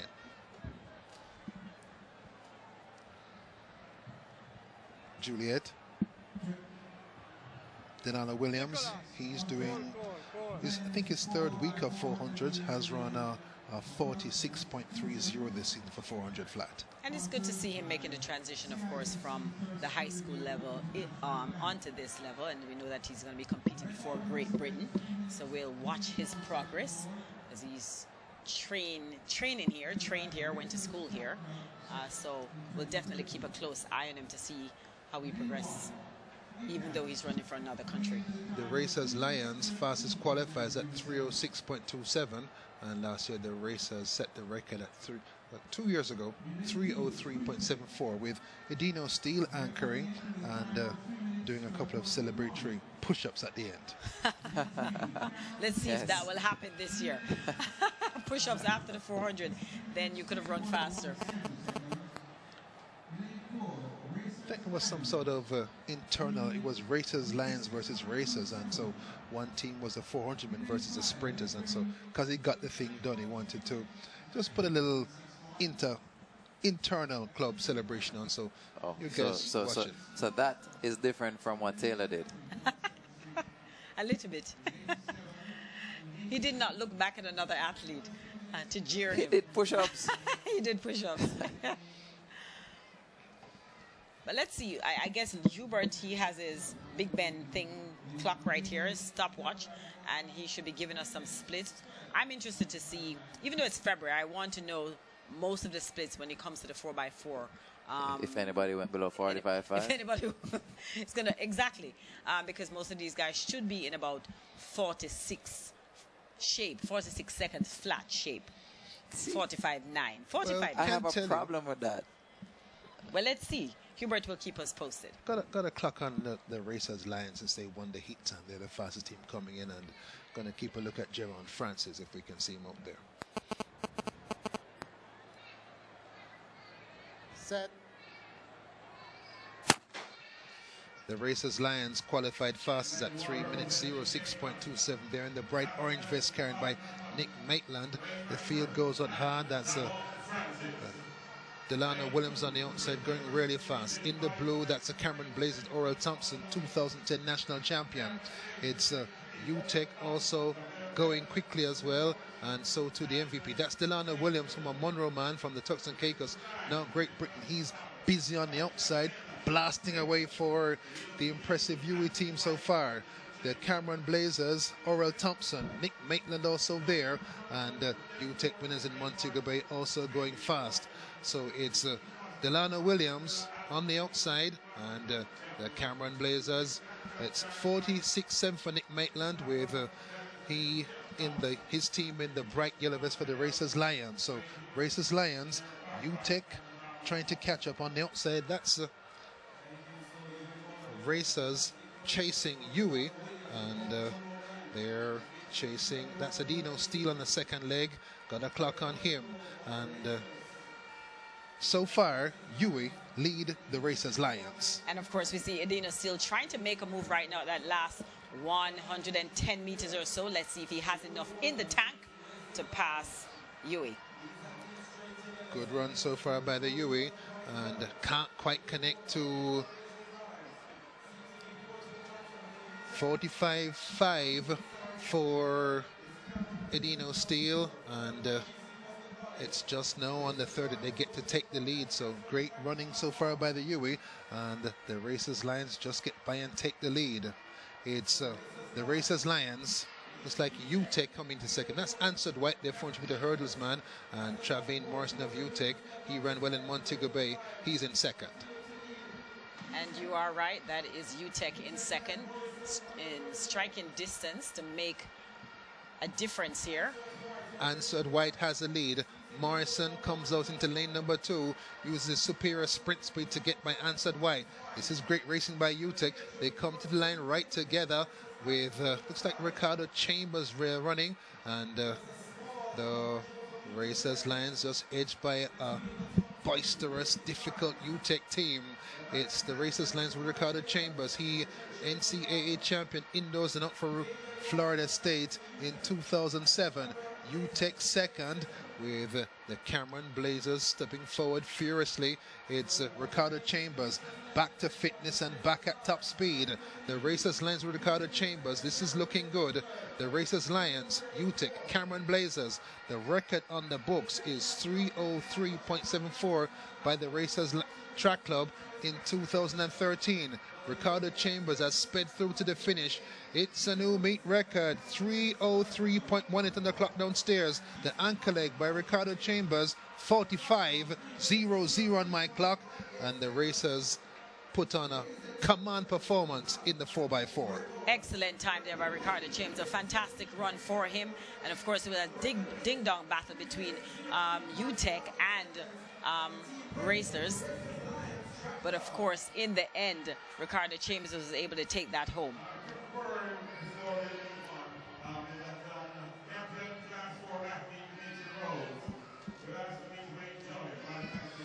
Delano had a pretty good lead-off leg there for UE. They weren't able to maintain that lead as we see here. Adino Steele making up some sort of a ground.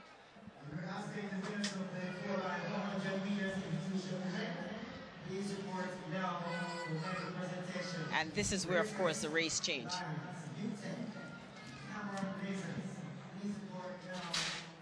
Travaine Morrison came right to the shoulder of 400-meter hurdler, Answered White, but Ricardo Chambers, after years of injury and misfortunes, is looking like he's in good fettle again. That's 45 flat, and that would satisfy even the harshest critics of the form of the 40 meters this season, with a fine run by Ricardo Chambers.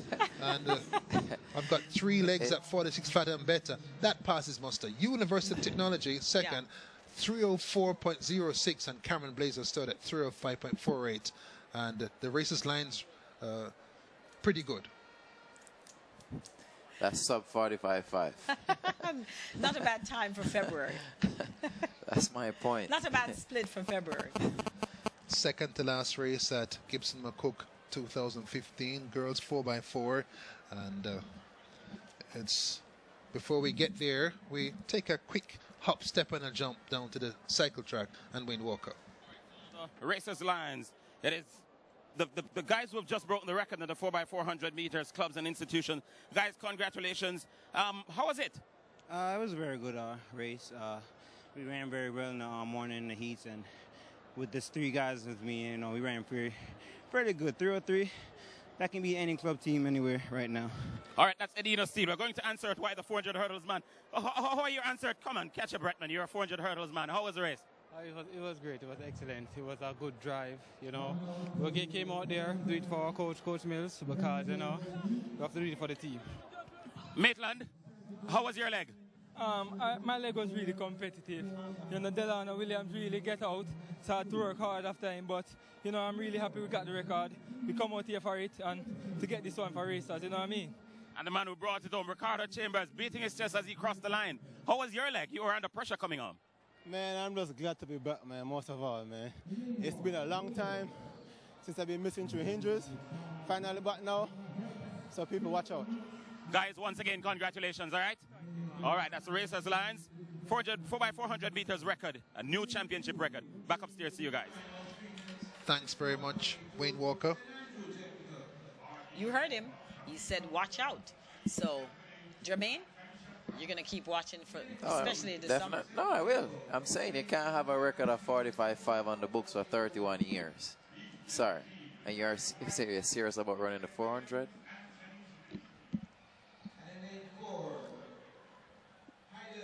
So next event up, the penultimate event, a Gibson McCook Relays 2015. The girls 4x4 relay, the record 333.34 set in 2013 by Vertec. As Shauna helps on the screen there. The lineup: Woolmers, Stats, San Diego, Heidel, Edwin Allen, Stets, Homewood, Manchester. That's Shauna Helps out there for the 4x4. Ran it at Champs a few years ago when she did double in Class 3. So once again approaching high fitness Shauna Helps, and Juliet, I'm sure you're happy to see her there. I think I definitely am happy to see her. Whenever you see a sprinter running a 4x4, it's always a good thing. Always a good thing, because it's good speed endurance for your 200 meters. We know how disappointed she was last year when she didn't get a chance to run that 200 meters. So always a good thing to see sprinters running the 4x4. You need at least, once you're a 200 meter runner, you need at least 3 good 400s, and you can run them by relays for the year. This 4x4 for girls, very competitive. See Shauna Helps there. Her Woolmer's team is in lane number 1. That's Manchester High. Helps on the second leg for Woolmer's. And some evenly matched teams in this 4x4.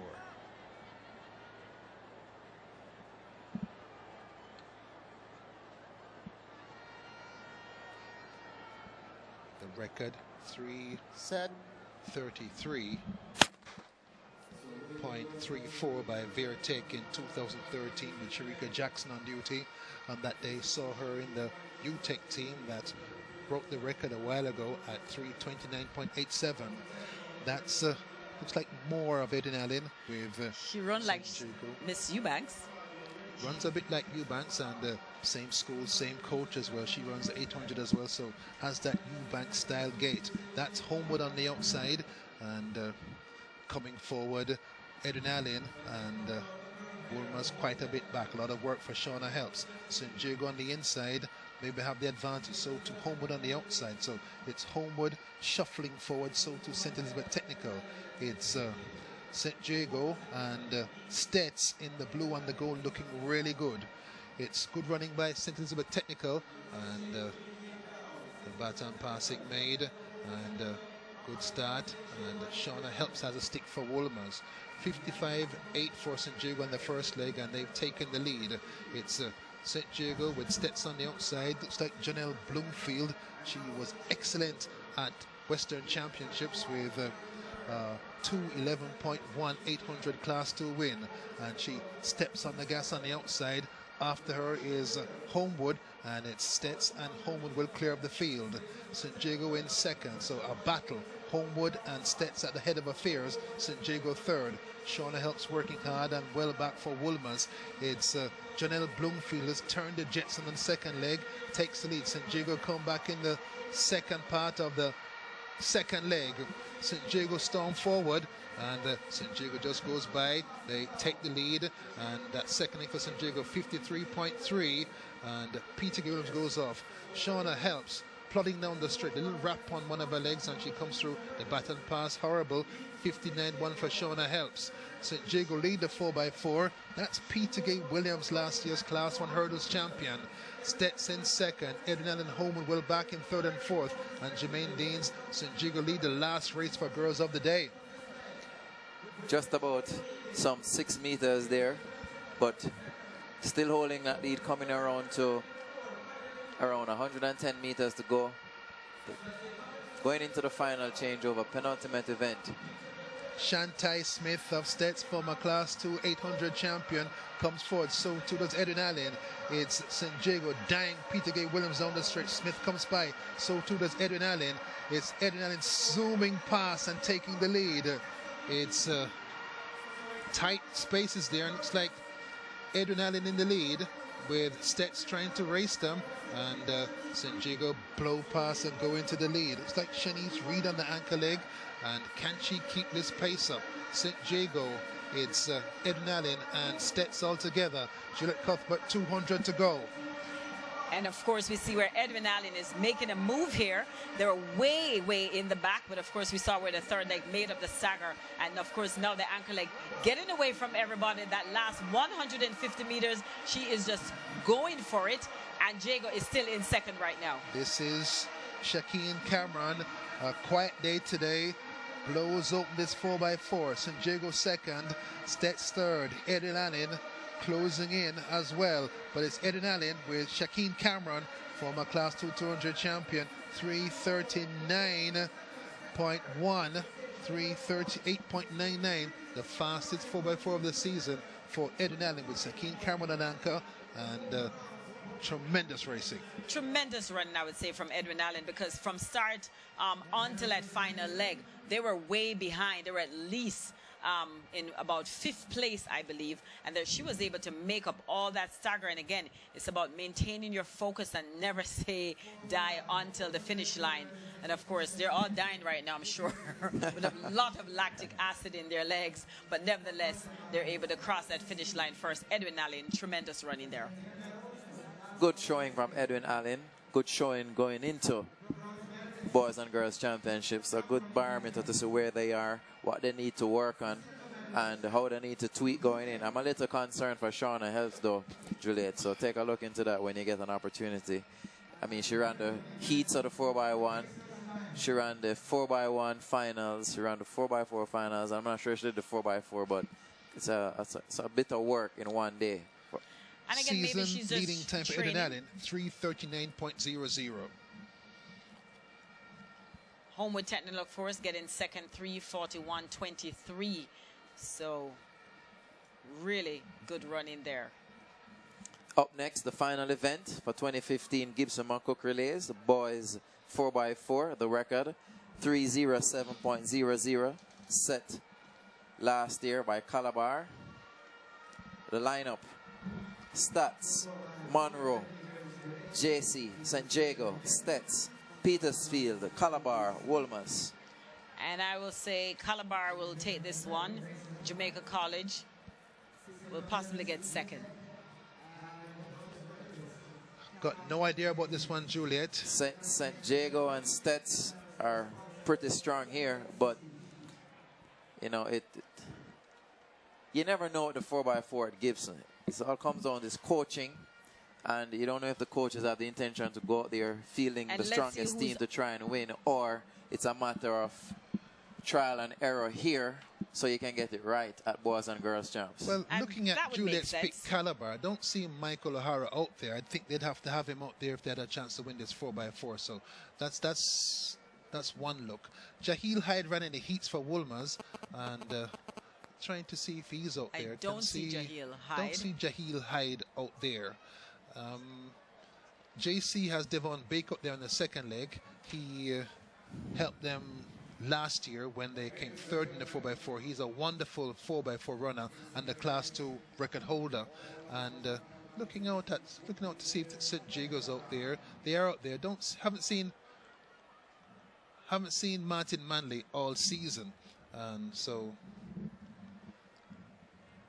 I guess it's just the emphasis is not really here. What that tells me, though, and I'm very appreciative this year, is that the coaches have really taken up the mantle. That looks like Jaheel Hyde. So Jaheel Hyde is out there. There he is for Wolmer's. The coaches have really taken up the mantle and have decided to race the athletes, or would I say manage the athletes very well this year, because you have not really seen any injuries all day. I guess you're right. It's really about managing them and spreading it out. We see lots of different people running the 4x2, giving them a chance, because again, the season is still a long season. Had heard that Martin Manley picked up a slight niggle and haven't seen him all day. So if he's not out there now, that makes me confirm that suggestion that he might have a slight niggle and is being saved for later in the season. So the question is, who wins this 4x4?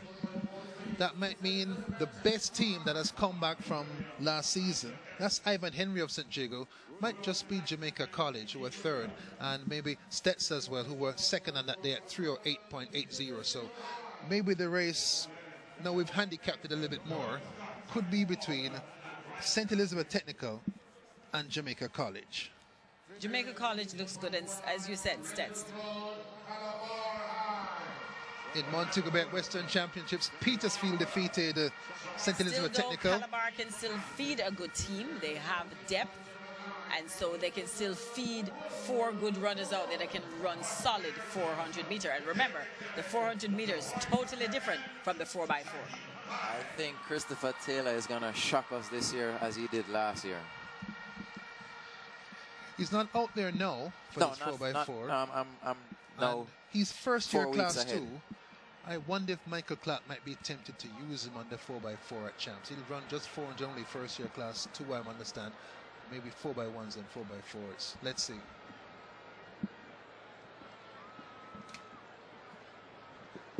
Ivan Henry led off St. Jago to a big victory at Champs last year. Outgoing senior.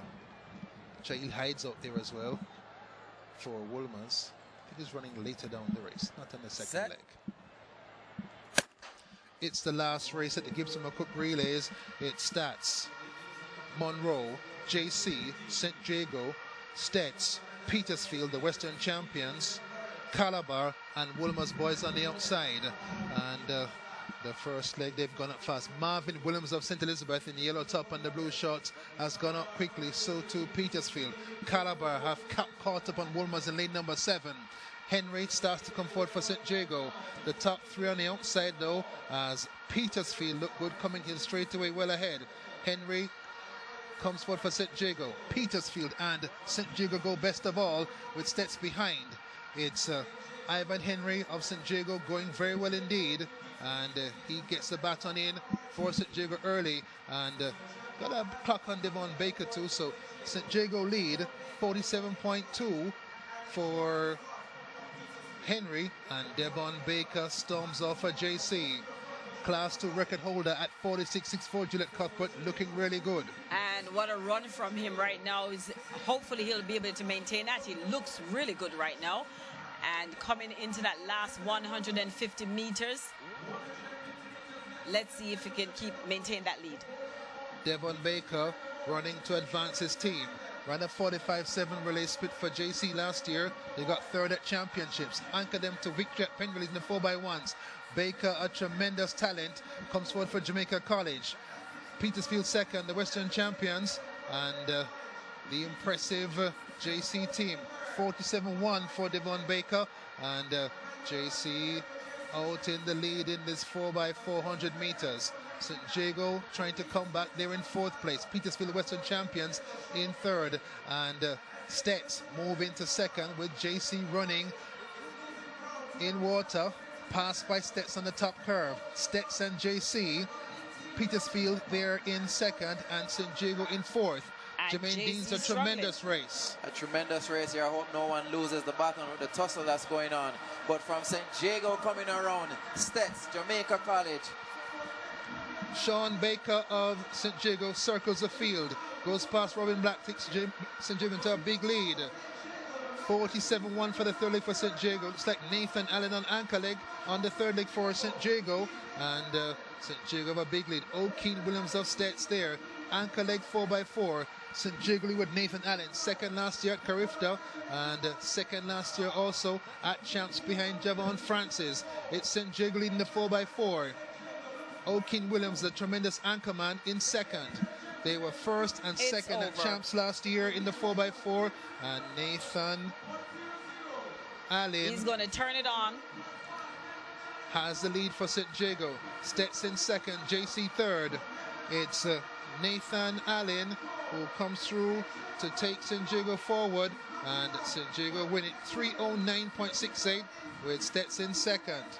St. Jago win 309.68 without Martin Manley and the boys from Monk Street, number one. And again, what we've seen here, the coaches have said, played it smart this year. They know that, of course, the major thing is boys and girls championship, and they've changed up this 4x4. Who you thought would have competed here today, that's not what we saw out here. It's all a training ground, and like I said, at the start of the race, it's good to see the coaches managing the athletes better this year. Spreading out the events that they do, trying to get more depth into the field. But St. Jago is definitely going to field a very strong team for boys and girls champs. So no Martin Manley today, but that's 47-1 on the second leg for Devon Baker of JC. Stets came around and took charge as well. This was the leg that changed the race.